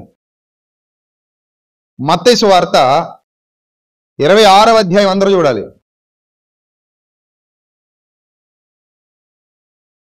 మత్తయి సువార్త 26వ అధ్యాయము 6వ వచనం. యేసు బేతనీయలో కుష్ఠరోగి అయిన సీమోను ఇంట ఉన్నప్పుడు ఒక స్త్రీ మిక్కిలి విలువగల అత్తరు బుడ్డి తీసుకొని ఆయన యొద్దకు వచ్చి, ఆయన భోజనమునకు కూర్చుండగా దానిని ఆయన తల మీద పోసెను. చూడండి జాగ్రత్తగా. ఆయన భోజనాన్ని కూర్చుంటేనట దానిని ఆయన తల మీద పోసిందట. శిష్యులు చూచి కోపపడి, ఈ నష్టం ఎందుకు? అంటే మనం చూసే పర్సెప్షన్. కొంతమంది కొన్ని చూస్తారు, ఏ దృష్టితో చూస్తారంటే ఇదంతా వృధా అన్నట్టు చూస్తారు, ఇదంతా వ్యర్థము అన్నట్టు చూస్తారు, ఈ ఖర్చు ఎందుకు దీనికి అన్నట్టు చూస్తారు. కానీ వాళ్ళకి తెలీదు కొన్ని ఎందుకు జరుగుతున్నాయో. అది ఎవరి మహిమ కొరకు అనేది కూడా ఆలోచించరు. అది ఎందుకు, ఎవరి మహిమ కొరకు చేయబడుతుందని కూడా ఆలోచించరు. ఇది ఎందుకు, ఎలా ఎందుకు, అలా ఎందుకు. ఇప్పుడు అక్కడ ఏం జరిగిందట? మిక్కిలి విలువ గల అత్తరుబుడ్డి తీసుకొచ్చిందట. మిక్కిలి, బాగా కాస్ట్లీ అటది, చాలా రేట్ అటది. అంత కాస్ట్లీ తెచ్చింది బోధకుడి దగ్గరికి. ఆ బోధకుడి దగ్గరికి అంత కాస్ట్లీది పట్టుకొచ్చి ఆయన ఏం చేస్తుంది? ఆయన తల మీద పోసేసింది. పోసేగానే మొత్తం అంతా ఏమైపోయింది? ఆయన తల నుండి కిందికి కారిపోయి ఆ ఇల్లంతా సువాసనతో నిండిపోయింది. ఆ పరిమళం మొత్తం అందరి ముక్కుల్లోకి వెళ్ళిపోతుంది. రకరకాల ఆలోచిస్తారు కదా కొంతమంది, అలా వేస్ట్ చేసే బదులు అందరికీ కొంత డబ్బాలు వేసిస్తే ఇంటికెళ్ళి రాసుకుంటాం కదా, రోజు కొంత కొన్ని సంవత్సరాల పాటు వాడుకుంటాం కదా. ఇది ఒకటి పర్సెప్షన్. ఇంకొకడు, అరే ఎందుకు ఇలా వేస్ట్ చేసింది? ఈ డబ్బులన్నీ అమ్మేసి, ఈ కాస్ట్లీ అత్తరు అమ్మేసి డబ్బులు తెచ్చేస్తే ఈ డబ్బులు మనం బేదలకి పనిచేస్తాం కదా. దొంగోడీడు, ఈడెప్పుడు లోపల వేసుకుని బ్యాచ్ ఇది. అదే రాయబడింది అక్కడ. వాడు బేదల మీద ప్రేమ కలిగి కాదు కానీ వాడు దొంగ అయి ఉండి సంచిలో పడినది దొంగతనము చేయొచ్చు వచ్చుచున్నాడు కనుక ఆ మాట చెప్పాడట. అతని పర్సెప్షన్ అలాగుంది. అర్రే అనవసరంగా ఆయన తల మీద వచ్చింది. సాయంత్రం నెలగా తలస్నానం చేస్తాడు. తలస్నానం చేస్తే పొద్దునకి ఎలాగోది ఉండదు. కనీసం చేతికిచ్చిన కొంత రాసుకునేవాడు కదా. ఎవరు? యేసు ప్రభు. సెంటు కొట్టి తిరుగుతాడు యేసు ప్రభు. ఏదో ఆయన చేతికి ఇచ్చేసి ఉంటే కొంత ఏదో అలా స్ప్రే చేసుకుని చక్కగా అలా వెళ్తా నడుచుకుంటా పోయేవాళ్ళం. అప్పుడు యేసు ప్రభు వెళ్తుంటే అబ్బా అందరికీ గుప్పున మంచి సువాసన వచ్చేది కదా. తల మీద నుంచి ఎందుకు పోసేసింది పిచ్చిది? ఈ పిచ్చి పని ఎందుకు చేసింది అని తమలో తాము డిస్కషన్స్ పెడిచారట. ఏమండి? అప్పుడు ఆ సంగతి తెలుసుకొని ప్రభు ఈ స్త్రీ నా విషయమై ఓ మంచి కార్యం చేసింది. ఏ కార్యం అంటది? ఏ కార్యం అమ్మా ఇది? మంచి కార్యం. అంటే తల మీద నుంచి పోసేయడం మంచి కార్యమా ప్రభువా? డబ్బులన్నీ వృధా చేసింది కదా ప్రభువా, డబ్బులన్నీ వృధా చేసింది కదా, తల మీద నుంచి పోసేయడం ఏంటి ప్రభువా? మంచి కార్యం చేసింది, మంచి పని చేసింది, మంచి పని చేసింది. తర్వాత ఈమెను మీరేలా తొందర పెట్టుచున్నారు, ఈమెను మీరేలా తొందర పెట్టుచున్నారు, బేదలు ఎల్లప్పుడూ మీతో ఉంటారు, నేను ఉంటానా అని అడిగాడట ఆయన. ఎంత బాగుందో చూసారా? అరే నాయన, నువ్వు బేదలకు హెల్ప్ చేయాలనుకుంటే జీవితం అంతా చేయొచ్చు, నేనుంటానా మీ మధ్యలో? ఉండను కదా, నేను వెళ్ళిపోతున్నాను. బేదలు ఎల్లప్పుడూ మీతో కూడా ఉన్నారు కానీ నేను ఎల్లప్పుడూ మీతో కూడా ఉండను. ఈమె అత్తరు నా శరీరం మీద పోసి నా భూస్థాపన నిమిత్తం చేసింది. అంటే ఈయన భూస్థాపనకు ముందే సూచనగా అత్తరు పోసేసింది. అసలు అత్తరు ఎప్పుడు పోస్తారు? తల మీద నుండి. భూస్థాపన చేసేటప్పుడు పోసే ఆచారం ఉంది అక్కడ యూదుల్లో. ఎప్పుడైతే కప్పెట్టే పోతున్నామో ఇంకా తొందరలో కప్పెట్టేస్తాం అన్నప్పుడు ఏం చేయాలట? అత్తరు పోయాలట.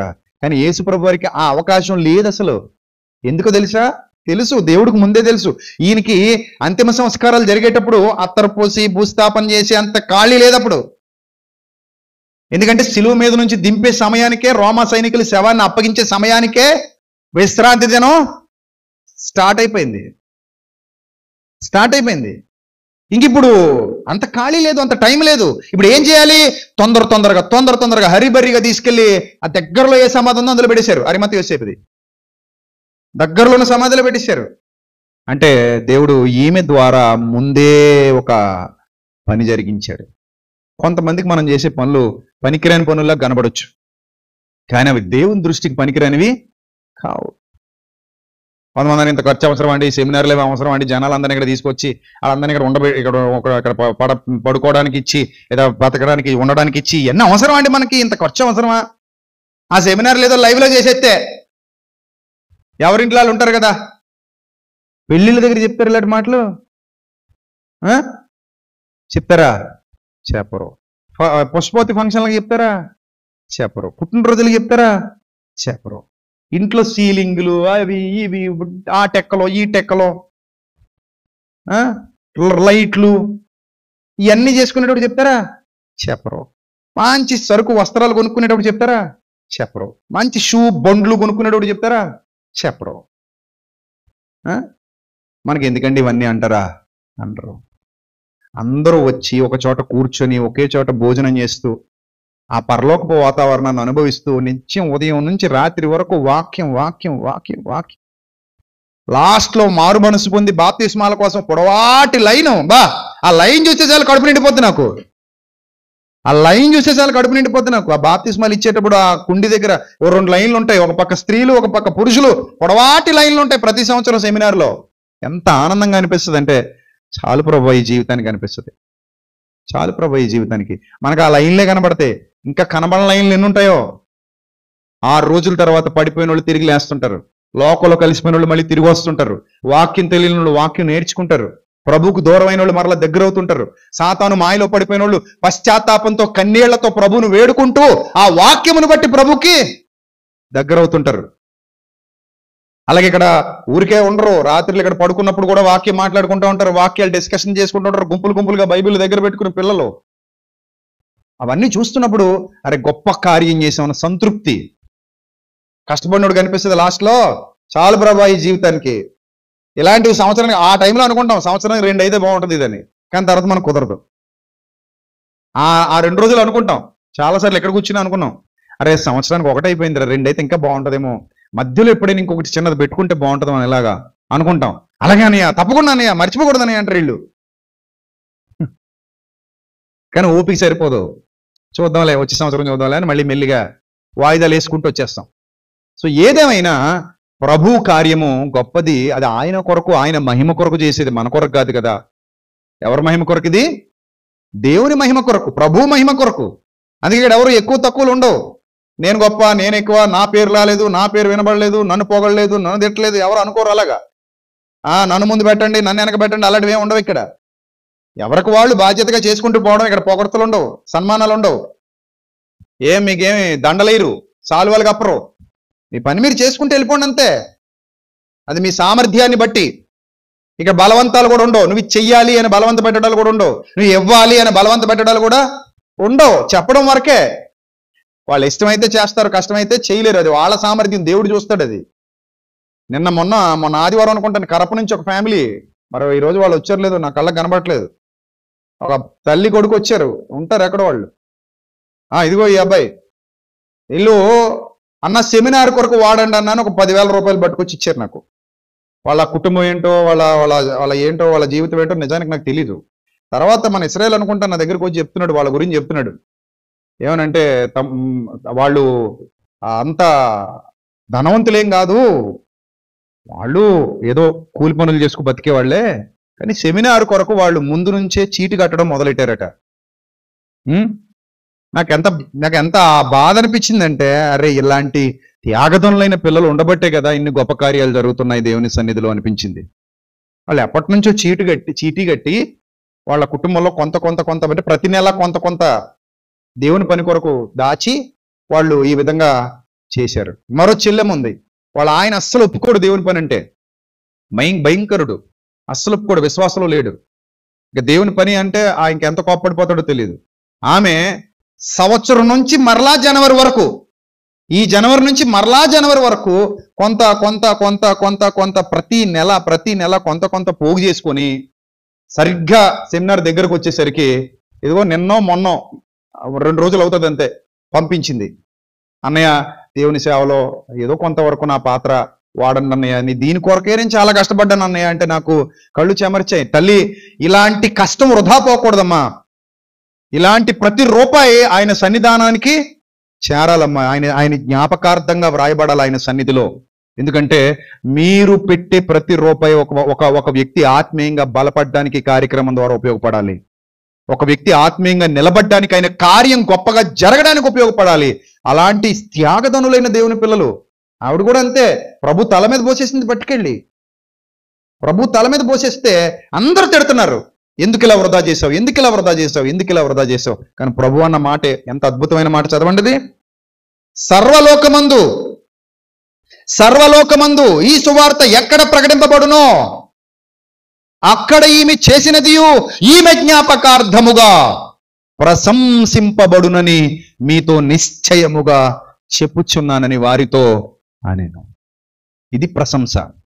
ఆవిడ ఏ స్వార్థం లేదు ఆవిడ హృదయంలో, నిస్వార్థపూరితమైన హృదయంతో నా తండ్రి పనిది, నా తండ్రి పని ఘనంగా జరగాలి, నా తండ్రి పనిలో నేను కూడా వాడబడాలి, నా తండ్రి పనిలో నాది ఒక పాత్ర ఉండాలి. ఇవే నా జ్ఞాపకాలు. ఎందుకంటే నేను చచ్చిపోయిన తర్వాత ఆమె బ్రతుకులు ఇంకేమేం చేసిందో ఏమైనా వచ్చాయా? మంచి ఉండొచ్చు ఆమె బ్రతుకులో, చెడ్డ ఉండొచ్చు. తన కోసం చేసుకున్నది ఉండొచ్చు, తన పిల్లల కోసం చేసుకున్నది ఉండొచ్చు, తన భర్త కోసం చేసుకున్నది ఉండొచ్చు, తన కుటుంబం కోసం, తన చుట్టుపక్కల వారి కోసం, తన బంధువుల కోసం ఏవేవి చేసిందో, ఎన్ని చేసిందో, కానీ ఏవి కూడా ఆవిడ చరిత్రలో లేవు. ఇప్పుడు ఆవిడ లేదు. ఇందాక నుంచి నేను అదే చెప్తున్నాను, ఎవరి గురించి చెప్పినా వాళ్ళు ఇప్పుడు లేరు. ఏదో ఒక రోజు మనం కూడా ఉంటాం. ఇప్పటికే మనం మాట్లాడుకుంటాం, వీరవరం ఆ లోవరాజు కానివ్వండి, ఆ శ్రీని కానివ్వండి, అర్థమూరి శ్యామ్ కానివ్వండి, ఇంకా అది ఎవరది మురారి దగ్గర నాని కానివ్వండి, హైదరాబాద్ సత్తన్న కానివ్వండి, ఇంకా చాలా మంది, కొంతమంది పేర్లు మర్చిపోయింటే నన్ను క్షమించండి. చాలా మంది గురించి మనం మాట్లాడుకుంటూ ఉంటాం. వాళ్ళు ఎవరు ఇప్పుడు మనతో లేరు, వాళ్ళు ఆల్రెడీ మనకంటే ముందుగా దేవుని సన్నిధికి చేరిపోయారు. కానీ వాళ్ళ పనులను మాత్రం జ్ఞప్తికి తెచ్చుకుంటూ ఉంటాం. వాళ్ళు ఇలా పని చేసేవారు, ఇలా కష్టపడేవారు, ఇలా శ్రమ పడేవారు, వాళ్ళు ఏ విధంగా ప్రయాసపడేవారు, వాళ్ళు ఏ విధంగా పాటుపడేవారు, దేవుని పనులు ఎలా నలిగిపోయారు, ఎలా కరిగారు, ఎలా అరిగిపోయారు, ఎలా శ్రమ పడ్డారు, దేవుని పని అంటే ఎలా ముందుకు వచ్చేవారు. ఇవన్నీ కూడా మనం జ్ఞాపకానికి తెచ్చుకుంటాం. మనకంటే ఎక్కువ ఎవరి జ్ఞాపకాల్లో ఉంటారు? వాళ్ళు దేవుని జ్ఞాపకాల్లో ఉంటారు. వాళ్ళు మనకంటే ఎక్కువ ఉంటారు దేవుని జ్ఞాపకాల్లో. ఒకరోజు మనం కూడా అలాగే కనుమరుగైపోతాం ప్రియులారా, నేనైనా నువ్వైనా. కానీ మనం చేసేది శాశ్వతంగా నిలిచిపోతుంది. అందుకే అన్నాడు, నిన్ను వలె నీ పొరుగువానిని ప్రేమించు, మంచి పునాది వేసుకో, వాస్తవమైన జీవాన్ని సంపాదించుకో, 10 మందిని నిలబెట్టు, 10 మందికి వాక్యాన్ని ప్రకటించు, ఈ సత్యం ప్రకటించు, ఈ జ్ఞానం నేర్పించు.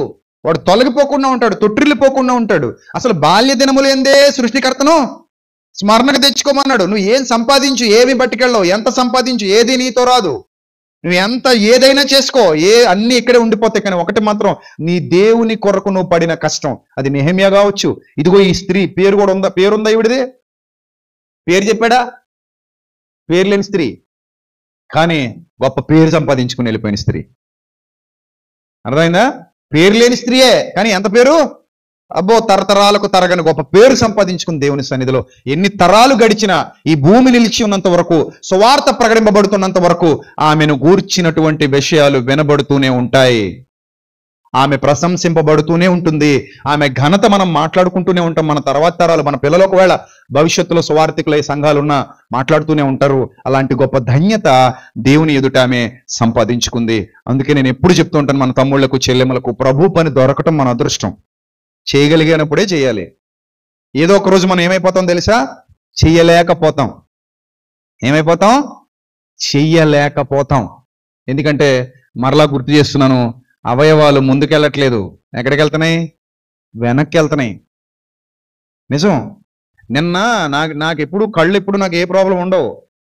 మొన్న ఎందుకో సరదాగా హాస్పిటల్కి వెళ్ళాం. అలా వెళ్తూ మీ వదినమ్మని చూపించడానికి అన్నట్టు వెళ్ళాం. ఆయన బాగా క్లోజు, కంటి డాక్టర్ గారు.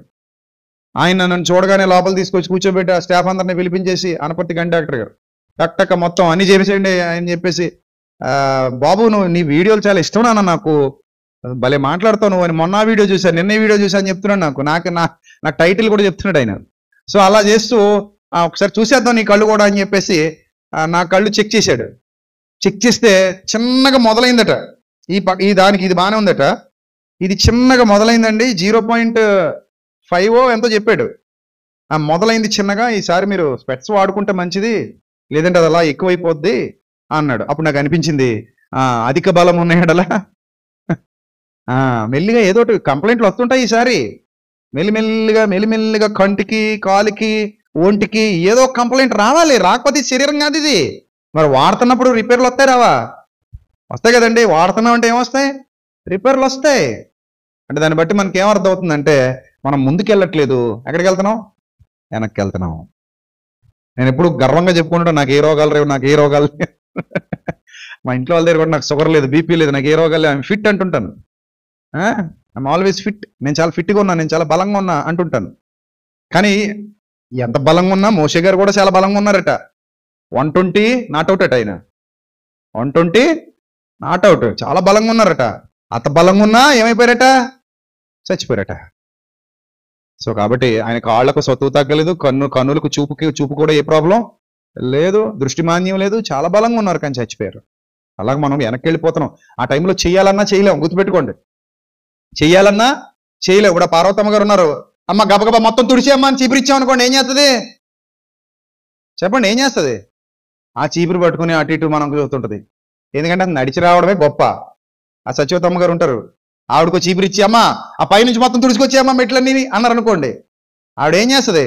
బాబు నన్ను ఎవడైనా సాయం పడితే బాగుందని చూస్తున్నాను, ఆ ఆటోలోకి ఎక్కడానికే కష్టమైపోతుంది, ఇక తుడవటాలు అలాంటివేవి నా వల్ల కాదు బాబు.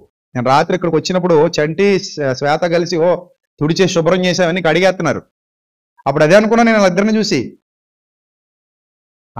నేను అనుకున్నది అదే. ఎందుకంటే వీళ్ళు ఇప్పుడు కష్టపడగలిగే స్థితిలో ఉన్నారు, మంచి వయస్సులో ఉన్నారు, కాబట్టి కష్టపడతారు. కొన్నాళ్ళు పోయిన తర్వాత అదే వ్యక్తులు మళ్ళీ ఇక్కడికి వస్తారు. అదే శ్వేత వచ్చి ఇక్కడ కూర్చుంటుంది, అదే చంటి వచ్చి ఇక్కడ కూర్చుంటాడు, కానీ ఒక కర్ర ఆడుకుంటుంది, ఒక రెండు ఇలా ఈవిడ అంటది. ఇప్పటికే ఉంది, అది కొంచెం పెద్దదవుద్ది. ఇప్పటికే ఉంది ఒక 2-4 కళ్ళు అమ్మాయికి, త్వరలో ఇంకా పెద్ద అవుతాయి. ఆ తర్వాత ఎవడో ఒకటి సాయం పట్టాలి. నిజంగా మాట ఉంటుంది యోహాను సువార్తలో, పేతురు గారి గురించి మాట్లాడుతూ ప్రభు అంటాడు, 21వ అధ్యాయం యోహాను సువార్త 21వ అధ్యాయంలో 18వ వచనం చూడండి. నా గొర్రెలను మేపము. ఎందుకు గొర్రెలు మేపు అంటున్నాడంటే, పైన అడుగుతాడు, పేతురు నువ్వు నన్ను ప్రేమిస్తున్నావా అని అడుగుతాడు.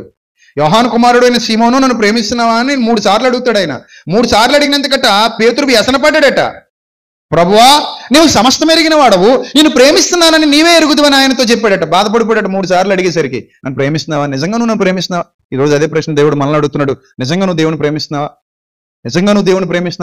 ఎస్ ప్రభా, ప్రేమిస్తున్నాను. ఐ లవ్ యూ ప్రభా, నీకు స్తుతి ప్రభా, నీకు స్తోత్రం ప్రభా, ఐ లవ్ యూ ప్రభా. మాటతో కాదు నాయన, మరి దేంతో? క్రియతో నీ ప్రేమను కనపరచు. దేంతో కనపరచాలి? క్రియతో కనపరచు, మాటతో కాదు. అర్థమైందా? మాటలు ఎవరైనా చెప్తారు, క్రియలు కావాలి. మాటలు 100 చెప్పొచ్చు, క్రియలు కావాలి. ఇక్కడ అదే చెప్తున్నాడు, నువ్వు నన్ను ప్రేమిస్తున్నావా పేతురు? Yes my Lord, I love you. నీకు తెలుసు నేను ప్రేమిస్తున్నాను ప్రభువా, నేను ప్రేమిస్తున్నాను ప్రభువా, నాకు చాలా ప్రేమ ప్రభువా నువ్వంటే అన్నాడు. మరి అంత ప్రేమ అయితే నా గొర్రెలు మేపు. నీకు నిజంగా నా మీద అంత ప్రేమ ఉంటే నా గొర్రెలు మేపు. నీకు నిజంగా అంత ప్రేమ ఉంటే నా మీద నా గొర్రెలు కాయి. అది ప్రేమిస్తున్నాను ప్రేమిస్తున్నాను ప్రేమిస్తున్నాను అన్నిసార్లు ఎందుకు అడుగుతున్నాను అనుకుంటున్నావు? ప్రేమిస్తున్నావు బానే ఉంది. ప్రేమిస్తే గొర్రెలు కాయి, ప్రేమిస్తే గొర్రెలు మేపు. అబ్బా ప్రభా నీ మీద ప్రేమ ఉండబట్టే కదా ప్రభు ఇక్కడికి వచ్చి కూర్చున్నాను. 1.5 గంట సేపు అలా మాట్లాడుతూనే ఉన్నాడు ప్రభా. మా నడు నొప్పి వస్తుందని కూడా ఆలోచించడు ఈ మనిషి. ఎంతసేపు కుర్చీలో కూర్చుంటా ప్రభా, మాకేమో షుగర్లో బీపీలు.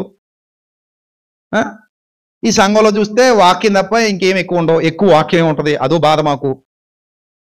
కొన్ని సంఘాల్లో అయితేనట 15 నిమిషాలు వాక్యం అట. 15 నిమిషాలు ఏం చెప్తారా నాయన, మీరు ఏమంటారు మరి?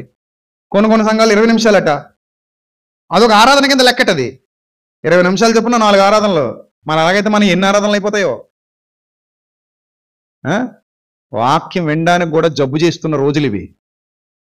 అది వారానికి ఒక్కసారి 2 గంటలు దేవుని సన్నిధిలో ఉండడానికి కష్టపడిపోతున్న దినాల్లో మనం ఉన్న ఉండే కొలది ఇంకా ఏడిచేస్తుంటారు చూడండి, ఇంకా తగ్గించేస్తారు దాన్ని. అబ్బో ఇంత టైం లేదండి, వీ డోంట్ హ్యావ్ టైం అంటారు. ఇంకా we have no time. So అలాంటి దుర్దినాలలోకి వెళుతున్నాం. కానీ ప్రభు కృప వల్ల మన పిల్లలందరూ ఆసక్తిగా వాక్యం వింటున్నారు. ఇక్కడ చూడండి, పేతురుతో చెప్తున్నాడు, ఏమంటున్నాడంటే, నువ్వు యవ్వనుడు అయినప్పుడు నీ అంతట నువ్వే నడుంగట్టుకుని నీకు ఇష్టమైన చోటికి వెళ్తున్నావు. నీకు ఇష్టమైన చోటికల్లా వెళ్తున్నావు, నీ అంతట నువ్వే నడుంగట్టుకొని కదా. నీకు ఇష్టమైన చోటుకి వెళ్తావు. ఇప్పుడు నేను చూడండి, నాకు ఎక్కడికి ఇష్టమైతే అక్కడికి వెళ్తాను. అని ఎవరు మొయ్యక్కర్లేదు, నాకు ఎవరు సపోర్ట్ చేయక్కర్లేదు, నా చెయ్యి ఎవరు పట్టుకోక్కర్లేదు. అవునా కదా? నా చెయ్యి ఎవరిని పట్టుకోవాలా? అన్నయ్య వచ్చాడు కారు దిగాడు, రే పట్టుకున్నాను చెయ్యి పట్టుకున్నాను, ఎంత దరిద్రంగా ఉంటుందంటే అది. నాకేదో జబ్బు వచ్చిందని అర్థం. ఇప్పుడు ఒక నా చెయ్యి పట్టుకుని మెల్లిగా ఎలా తీసుకొస్తున్నాడు అనుకోండి, మీరు అందరూ ఏమనుకుంటారు? ముందు కాళ్ళు వైపు చూస్తారు. చూడరా?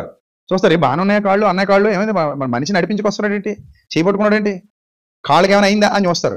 కాళ్ళు అన్నీ బాగానే ఉన్నాయి, అయినా కానీ ఒకటి చేయి పట్టుకుని నడిపిస్తున్నాడు. అప్పుడు మీకు ఏమనిపిస్తుంది? ఇదేం పోయే కాలం, కాళ్ళు బాగానే ఉన్నాయి కదా, చక్కగా నడిచి రావచ్చు కదా అనుకుంటారా? ఎస్, మనం యవ్వనంలో ఉన్నాం, ఎవడి సపోర్టు మనకు అవసరం లేదు. ఇప్పుడు మీలో చాలా మందికి ఎవడి సపోర్ట్ అక్కలా. మీరు నిలబడగలరు, కూర్చోగలరు, ఏదైనా చేయగలరు, ఎగరగలరు, గెంతగలరు, దూకగలరు, పరిగెత్తగలరు, మోయగలరు, ఏదైనా చేయగలరు. ఎందుకంటే వీ హ్యావ్ దట్ ఎబిలిటీ, మనకు ఆ సామర్థ్యం ఉంది. కానీ ఒకానొక దినాన నీవు ఎప్పుడట నీవు ముసలివాడవైనప్పుడు, దయచేసి మేము ఇక్కడున్న చాలా మందిని ముసలివాళ్ళు అయిన పెద్దవాళ్ళని అడుగుతున్నాం, దయచేసి లేచి నిలబడండి. మా పనులు మేము ఇదివరకట్లా చేసుకోలేకపోతున్నామండి, కొంచెం కష్టంగా ఉందన్న వాళ్ళు దయచేసి లేచి నిలబడండి. పెద్దలు, తాతగారు, ఇదివరకట్లా మా పనులు మేము చేసుకోలేకపోతున్నాం, కొంచెం కష్టంగా ఉందన్న వాళ్ళు దయచేసి లేచి నిలబడండి. అది ఆయన ఒకరు లేచేటప్పుడే ఒక ఆయన లేపుతున్నాడు, ఆయన 2, 3, 4, ఇంకెవరున్నారా? ఇదివరకట అలా లేదండి పరిస్థితి, కొంచెం తేడా వచ్చిందన్న వాళ్ళు. లేవనమ్మా పార్వతమ్మ గారు, మీ గురించి నాకు తెలుసు కదా. చూసారా, అదిగో ఎంతమంది ఉన్నారు చూసారా, ఒక్కళ్ళు వేస్తున్నారు పెద్దవాళ్ళు. ఇది వరకట్లా వీళ్ళు నడవలేరు. ఎరా నాన్న, వాళ్ళకి ఏమైనా కెమెరా లేదా? వాళ్ళకి ఏం చేస్తున్నారు మరి? మీరు ఇద్దరు కూర్చోండి. ఇది వరకట్లా లేవలేరు, ఇది వరకట్లా నడవలేరు, ఇది వరకట్లా పరిగెత్తలేరు కదా. వాళ్ళు మనతోనే ఉన్నారు. ఇప్పుడు వాక్యం ఎంత శక్తివంతమైందో, ఎంత సత్యాన్ని మాట్లాడుతుందో అర్థం చేసుకోండి. నీవు యవ్వనుడు అయి ఉన్నప్పుడు, ఆ తాతగారు కూడా యవ్వనంలో ఉన్నప్పుడు పుల్ల తిరుగుంటాడు, ఏమండే? అంతే కదా, అంతే, పుల్లాగా సింహంలాగా తిరిగిన ఆయన. వీళ్ళందరూ అలాంటి వాళ్ళే. వీళ్ళు కూడా చిరుత పుల్లులా పరిగెత్తుంటారు.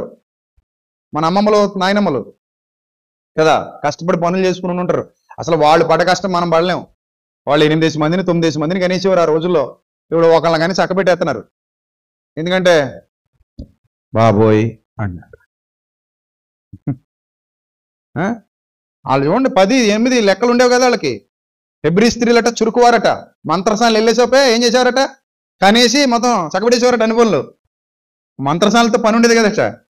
అలాగా పూర్వం మన అమ్మమ్మలు నాయనమ్మలు చూస్తుంటే వాళ్ళ లెక్కలు అమ్మో 10 మంది అండి, 20 మంది అండి, 12 మంది అండి, ఏంది బాబు ఇలా గనేశారు, పెంచగలిగేవారా అంటే అలాగే పెంచేసాం అనేవారు.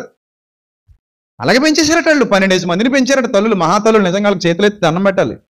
అమ్మమ్మలకి నాయనమ్మలకి 12 మందిని పెంచడం, 13 మందిని పెంచడం అంటే మాటలా. ఒకడికే ఫ్రస్ట్రేట్ అయిపోతున్నారు ఇప్పుడు. ఒకరిని పెంచడానికి ఫ్రస్ట్రేట్ అయిపోయి ఇబ్బంది పడిపోయి తిట్టేసుకుని కొట్టేసుకుని చచ్చిపోయి ఇల్లంతా పెంటపెంట చేసుకుంటున్నారు ఒక్కడికిద్దరికే కదా. అలాంటిది 10 మందిని 12 మందిని పెంచి పడేశారంట వాళ్ళు. సో ఆ బలవంతులు కాస్త ఇప్పుడు ఏమైపోయారు చెప్పండి, ఏమైపోయారు?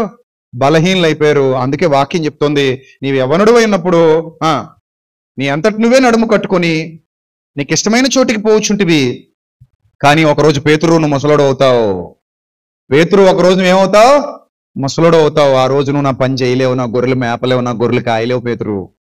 నా గొర్రెలు మేపలేవు, నా గొర్రెలు కాయలేవు పేతురు. ఆ రోజు ఏం చేస్తావు తెలుసా పేతురు? నువ్వు నీ చేతులు చాపుతావు పేతురు. వేరొకడు నేను అడుగు కడతాడు పేతురు. నిన్నెక్కడ తీసుకెళ్ళిపోతాడు తెలుసా? నీకిష్టం కాని చోటికి తీసుకెళ్తాడు. ఇంకప్పుడు నీ ఇష్టాలు నడవు అని చెప్తున్నాడు. అప్పుడు నీ ఇష్టాలు నడవు. పెట్టింది తినాలి, మాట్లాడకుండా ఉండాలి. నీ ఇంట్లో నేనే శాసనం అంటే కుదరదు. అలాంటి చేదరింపులు వస్తుంటాయి. ముసలోడా నువ్వు నోరమై అంటుంటాడు మానవుడు. ఈడు నినగాక మౌనం వచ్చినాడు. పడాలి పడాలి, ఇంకేం చేస్తాను తప్పదు. ఆ సొరకైపోయింది. ఏమనంటే కొడతాడు, అది కూడా పడాలి. సొరకైపోయింది. ఇంక మనవడు కొట్టినా పడాలి, మనవడు తిట్టినా పడాలి, కొడుకన్నా పడాలి, కోళ్ళన్నా పడాలి, మనవరాలన్నా పడాలి, ఎవరన్నా పడాలి. ఏం జీవితం అయిపోయింది అనిపిస్తుంది. అలాంటి పరిస్థితులు గుండా జీవితం నడుస్తుంది.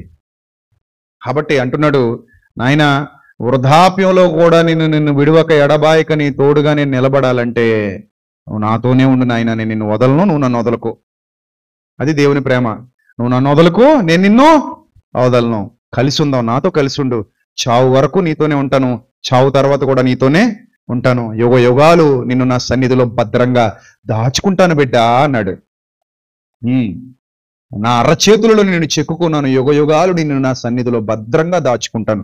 అందుకే ఆయన జ్ఞాపకంలో ఉండే కార్యాలు నీ బ్రతుకులో ఉండేలా చూసుకో. పాపాలు చేద్దామని ఇంకా అంటావా? చేసుకో, అవి కూడా ఉంటాయి ఆయన జ్ఞాపకంలో. కానీ దానివల్ల నీకు వచ్చేది శిక్ష.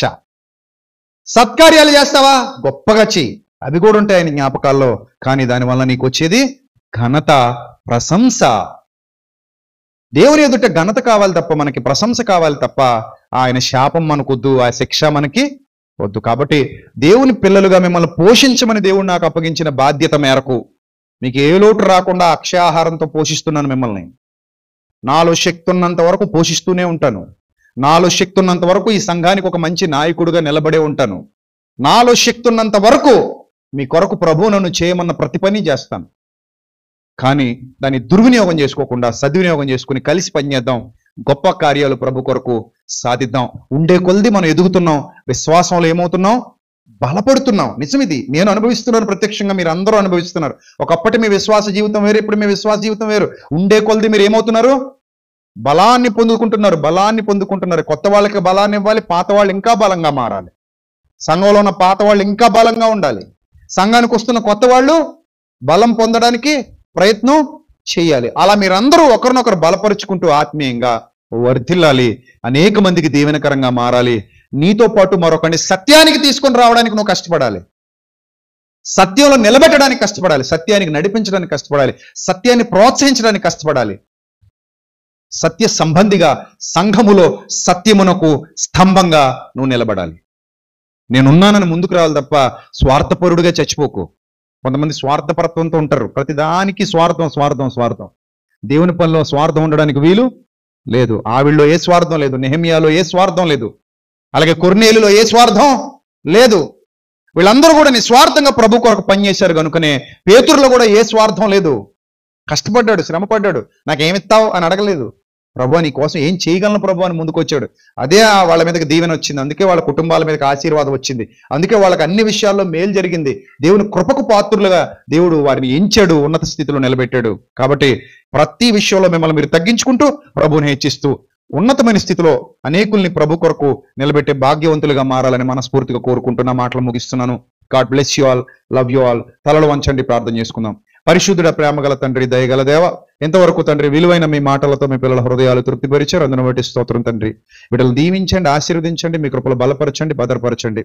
మీ వాక్యము చేత పెంపారుచు విశ్వాసమందు భాగ్యవంతులుగా, స్థిరులుగా ఇంకా వీరు ప్రయాసపడుతూ, మేమందరం ప్రయాసపడుతూ అనేక మందిని మీ తోట తిప్పడానికి, మందిర పరిచర్యలో మేమందరము వాడబడ్డానికి, జరగబో కార్యాలు సత్కార్యాలు ఘనంగా చేయటానికి మమ్మల్ని అందరినీ నిలబెట్టి ఇంకా ప్రభ బలమైన పాత్రలుగా వాడుకోమని, ప్రతి కుటుంబాన్ని దీవించమని, ఆశీర్వదించమని, ఘనత మహిమ ప్రభావాలు మీకే చెల్లిస్తూ యేసుక్రీస్తు వారి నామంలో ఈ ప్రార్థన మనవులు సమర్పించి జవాబు పొందుకొనుచున్నాం మా కన్న తండ్రి. ఆమెన్. అందరికీ వందనాలు. Lord bless you all. Thank you.